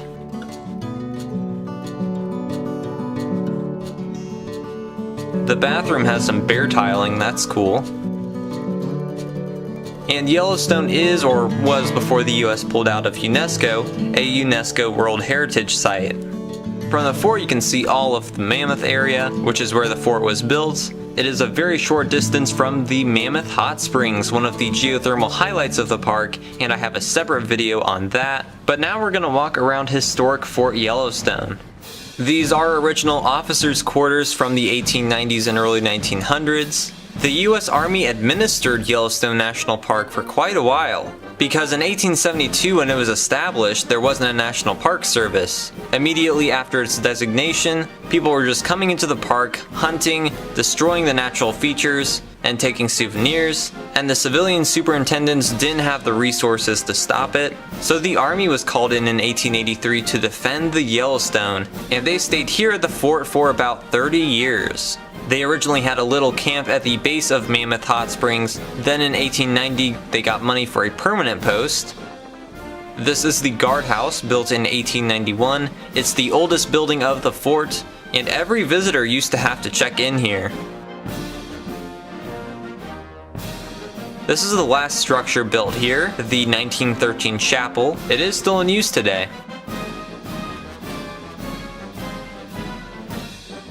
In 1910 there were 324 soldiers stationed here, and they had to keep the entire park in order. The Army moved out in 1916, replaced by the National Park Service, and the fort is still the administrative headquarters of Yellowstone National Park.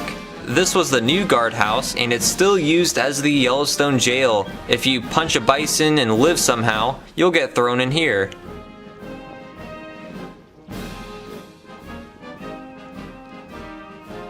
There's an owl up in that tree.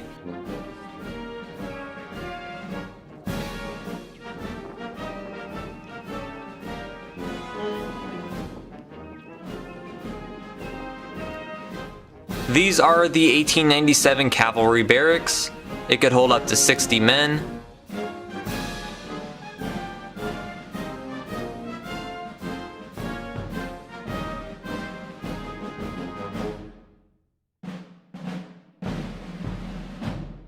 The 1905 Post Exchange. This building used to have a reading room, canteen, and barber shop.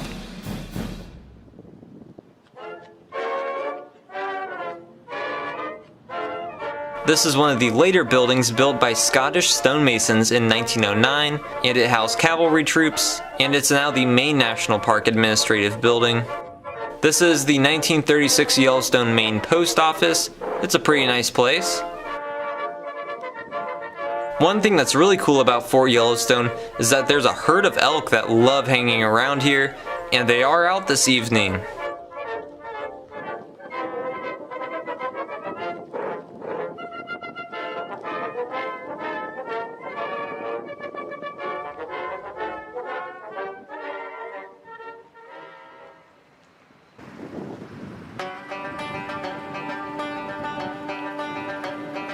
This is the historic 1938 Mammoth Hot Springs Hotel, which is technically closed for renovation, but the lobby is finished and open.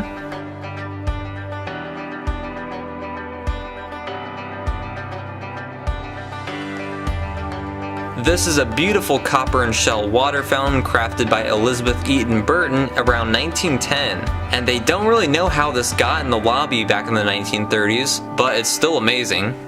But what's even more amazing is this, the Reamer map. It's a 17 by 10 foot map of the United States designed in the late 30s by architect Robert Reamer.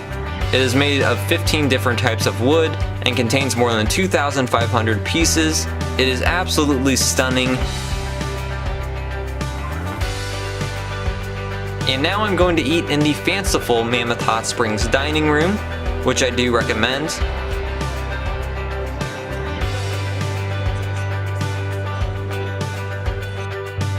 The elk are still out chowing down on some grass.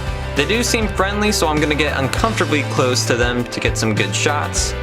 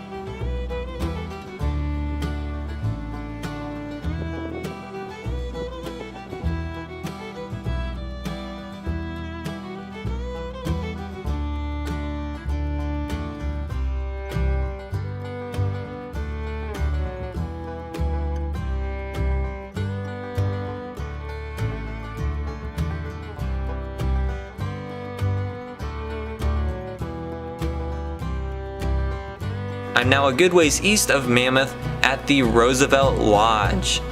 There's a horse-pulled carriage going by. That's something you can arrange up here. This is the main Roosevelt Lodge building, built in 1919, and this structure along with the surroundings were themed to be like staying at a dude ranch, which is a vibe it still gives off 100 years later. This location is close to a campsite used by Presidents Chester A. Arthur and Theodore Roosevelt, and it was named after Roosevelt in commemoration of his 1903 visit. It is a really nice place to stay.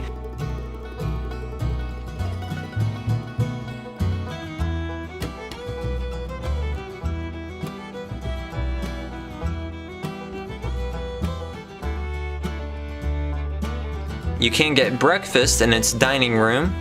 The 1936 General Store has a Teddy Roosevelt bear out front.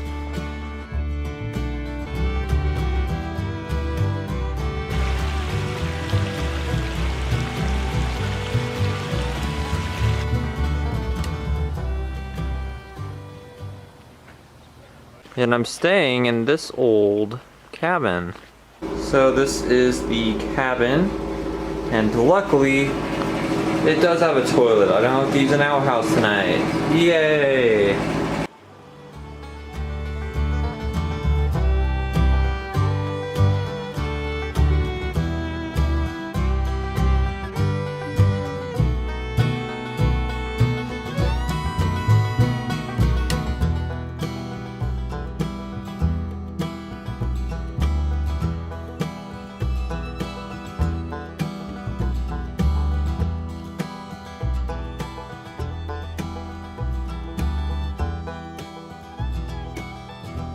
Please check out my other Yellowstone National Park videos, and thanks for watching.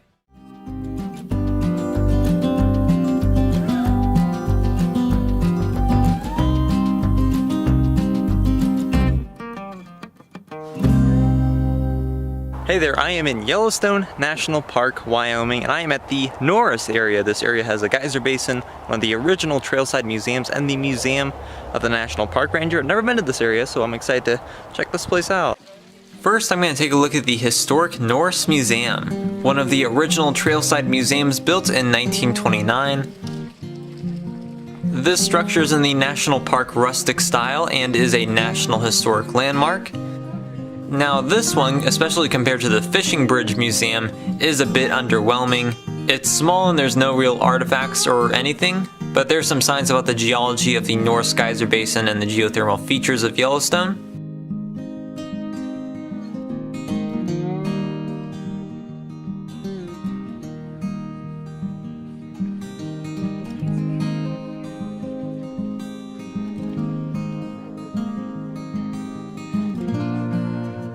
Norse is one of the most unique Yellowstone geyser basins, as it is the intersection of two major fault lines. The Norse Mammoth Fault, which goes to Gardner, Montana, and the Hebgen Lake Fault. The Hebgen Lake Fault experienced a big earthquake in 1959 that was very destructive and changed the geothermal patterns in much of the Yellowstone caldera permanently. These faults and the ring fracture zone all in one location caused this to be the hottest geyser basin in the park.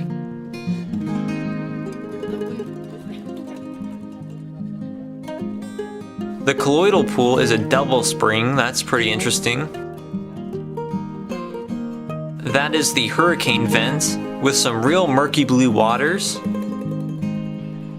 There's the porcelain spring, one of the most beautiful springs in the entire park, and definitely one of the most unique based on its color.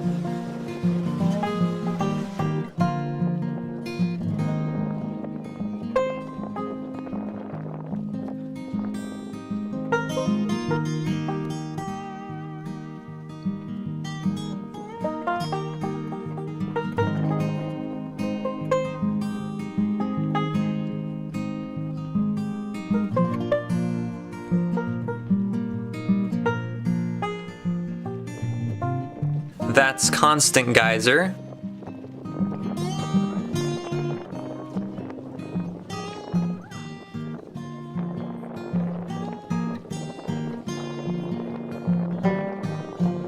The waters here are acidic, different from all other basins in the park, and this causes colors to be different here, as different types of thermophiles, which give them their colors, can live in these waters.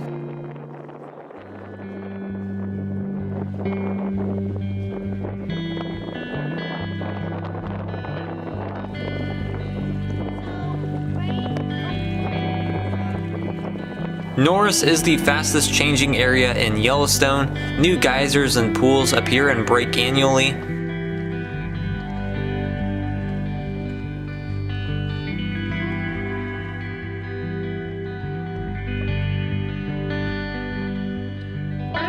The Norse Geyser Basin is huge and there's lots of boardwalk to cover. Unfortunately, most of it is closed off.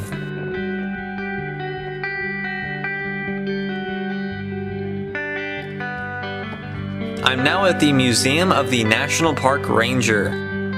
This building was the Norse Soldier Station, used as an outpost during the Army days, and it was built in 1908. About 20 soldiers were stationed here during the summer, but only 1 or 2 in the winter. It now has all sorts of artifacts and informations about the National Park Rangers, the keepers of some of the country's and the world's greatest treasures.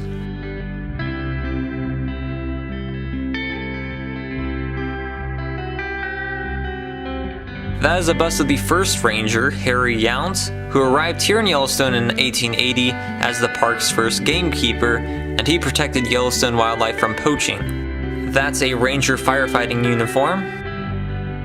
There's the iconic flat hat, still similar to those worn back in 1916, and I've tried a real one of these on and they're surprisingly heavy. There's some ranger boots, shoes, and gloves. Some snowshoes. Winter gets serious at some of these parks. That's a taxidermy owl. Rangers do educate about wildlife, so here's some skulls and fossils. This is what the backcountry cabins look like. In many of the huge national parks, like in Alaska, they will have little cabins like this that rangers live and work out of with minimal necessities.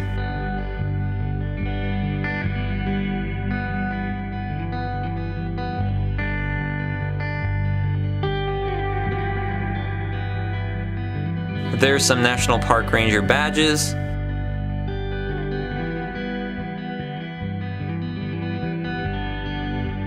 There's a classic uniform along with a big furry bison coat. I don't think they wear these anymore.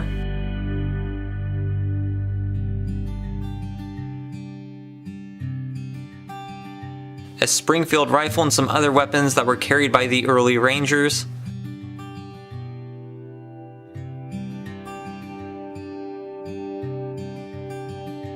That's an old saddle. The earliest rangers did have to ride around on horseback.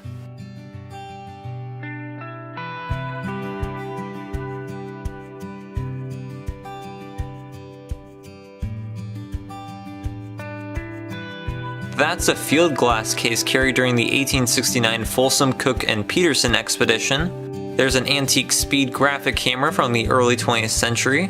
Future President Gerald R. Ford was a park ranger here at Yellowstone in 1936. He was stationed at Canyon, and he did later on add 18 new units to the national park system while president. This room is still preserved to look like the Army bunk room it once served as.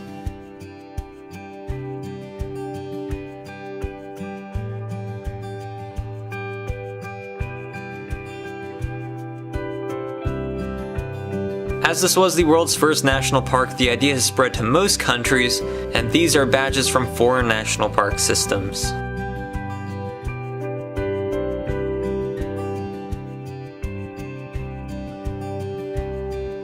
I've stopped off at the Roaring Mountain, which reaches a height of 8,152 feet. What's really interesting is that there are a bunch of fumaroles on the slope of the peak here. During the early 1900s, it was recorded being so loud that it could be heard for miles around. Unfortunately, it doesn't really make any noises anymore, but it's still pretty cool.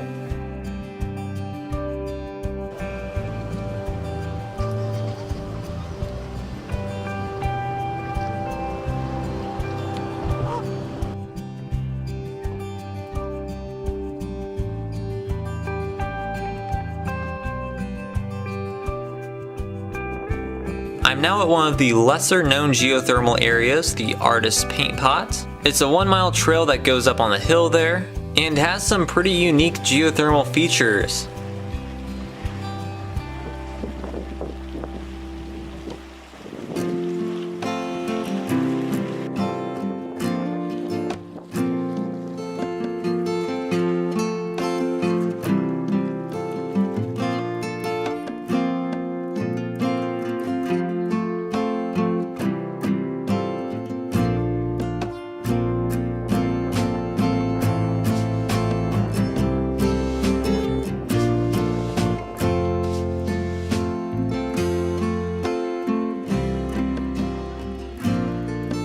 This conifer forest surrounding the paint pots is recovering from the big 1988 wildfire.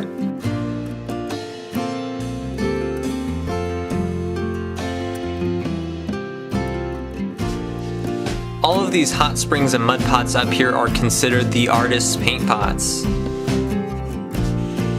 This mud pot is very entertaining to watch up close.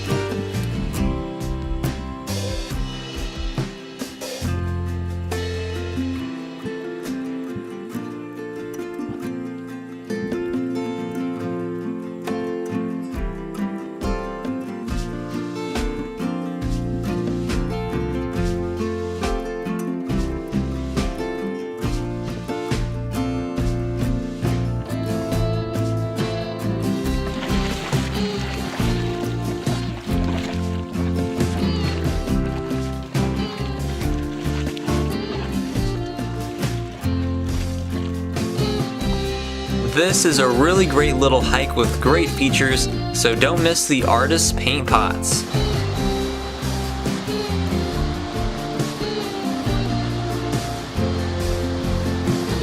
My last stop in Yellowstone National Park is Gibbon Falls. The falls drop 84 feet and is a few miles upstream from the confluence of the Gibbon and Firehole rivers.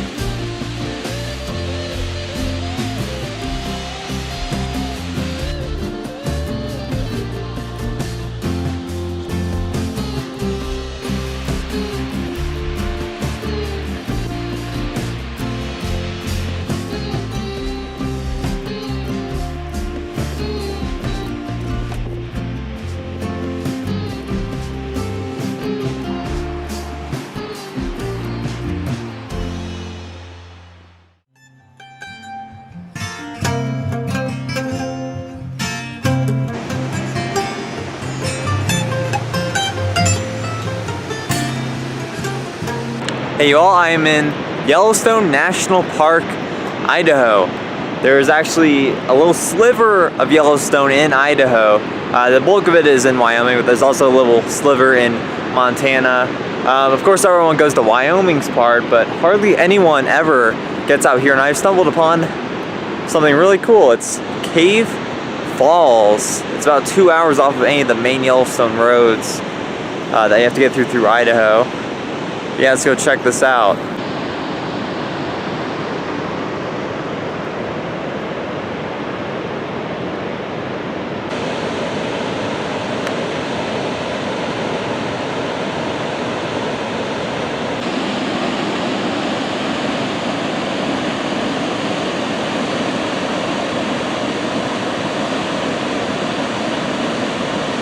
There's this cool trail that goes along the river. Now I'm up close to the falls. It's about 250 feet wide and probably 10 to 20 feet tall.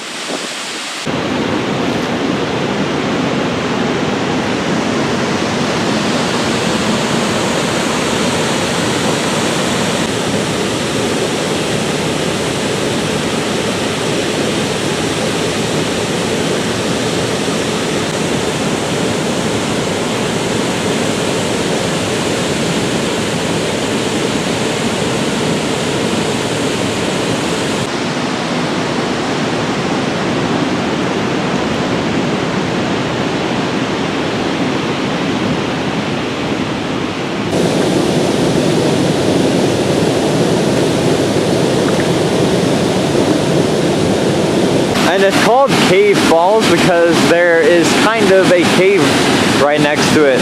I can't walk over to it, but closed off because the cave is collapsing. Oh, there's some wind. Now the water's hitting me. But that was the cave. I can't get a good view of it. Seems like the whole hill is like slowly collapsing. You can see the exposed roots of this tree.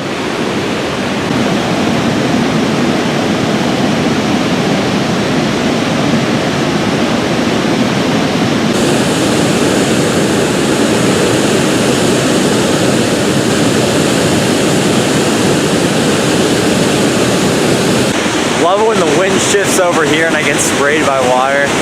So much fun. Those are some interesting looking clouds.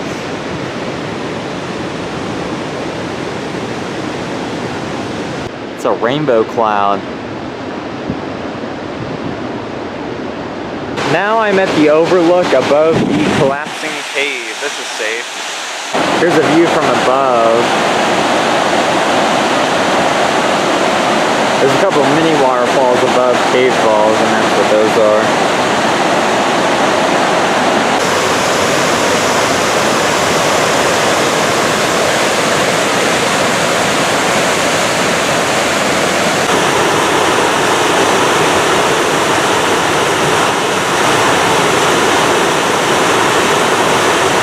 There's another view of the cave. You can see it's totally pretty much collapsed in.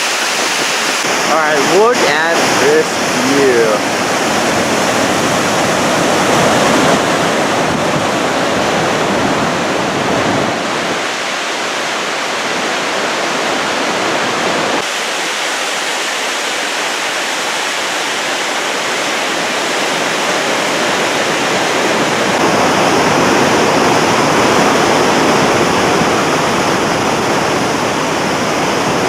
So now I'm in the Idaho sliver of Yellowstone National Park. It's about 50 square miles. It's very narrow, but it's actually very interesting. This is the only place in the United States where murder is legal. The loophole is in the 6th Amendment of the US Constitution. The 6th Amendment states that the jury must comprise of citizens from the state and federal jurisdiction that the crime took place in. Yellowstone National Park officially is in the jurisdiction of the state of Wyoming, but there's a little section in Idaho, but this still qualifies for the jurisdiction of Wyoming. So basically any jury for a crime committed here would have to comprise of people from the jurisdiction of Wyoming, but also they would have to live in the state of Idaho, in this little sliver of Yellowstone National Park, but there is no one living there. So there is no possibility that a jury can be formed, so therefore any crime is pretty much legal. You can get away with anything here. Also, this is federal land, and the states of Idaho and Wyoming have no legal jurisdiction to amend this issue. There have been a couple of attempts to bring to attention the issue that crime is legal here, but nothing's been done about it. So it's pretty cool. You can do a purge here, you can murder anyone, you can shoot people at the Buffalo Lake campground. I don't know why anyone would camp there, because you can get away with murder, you can do drugs, whatever drugs you want. It's free anarchical paradise out here. So yeah, I'm gonna get out of here before I get shanked. I'm in Targhee National Forest now, and way over there, the Grand Tetons.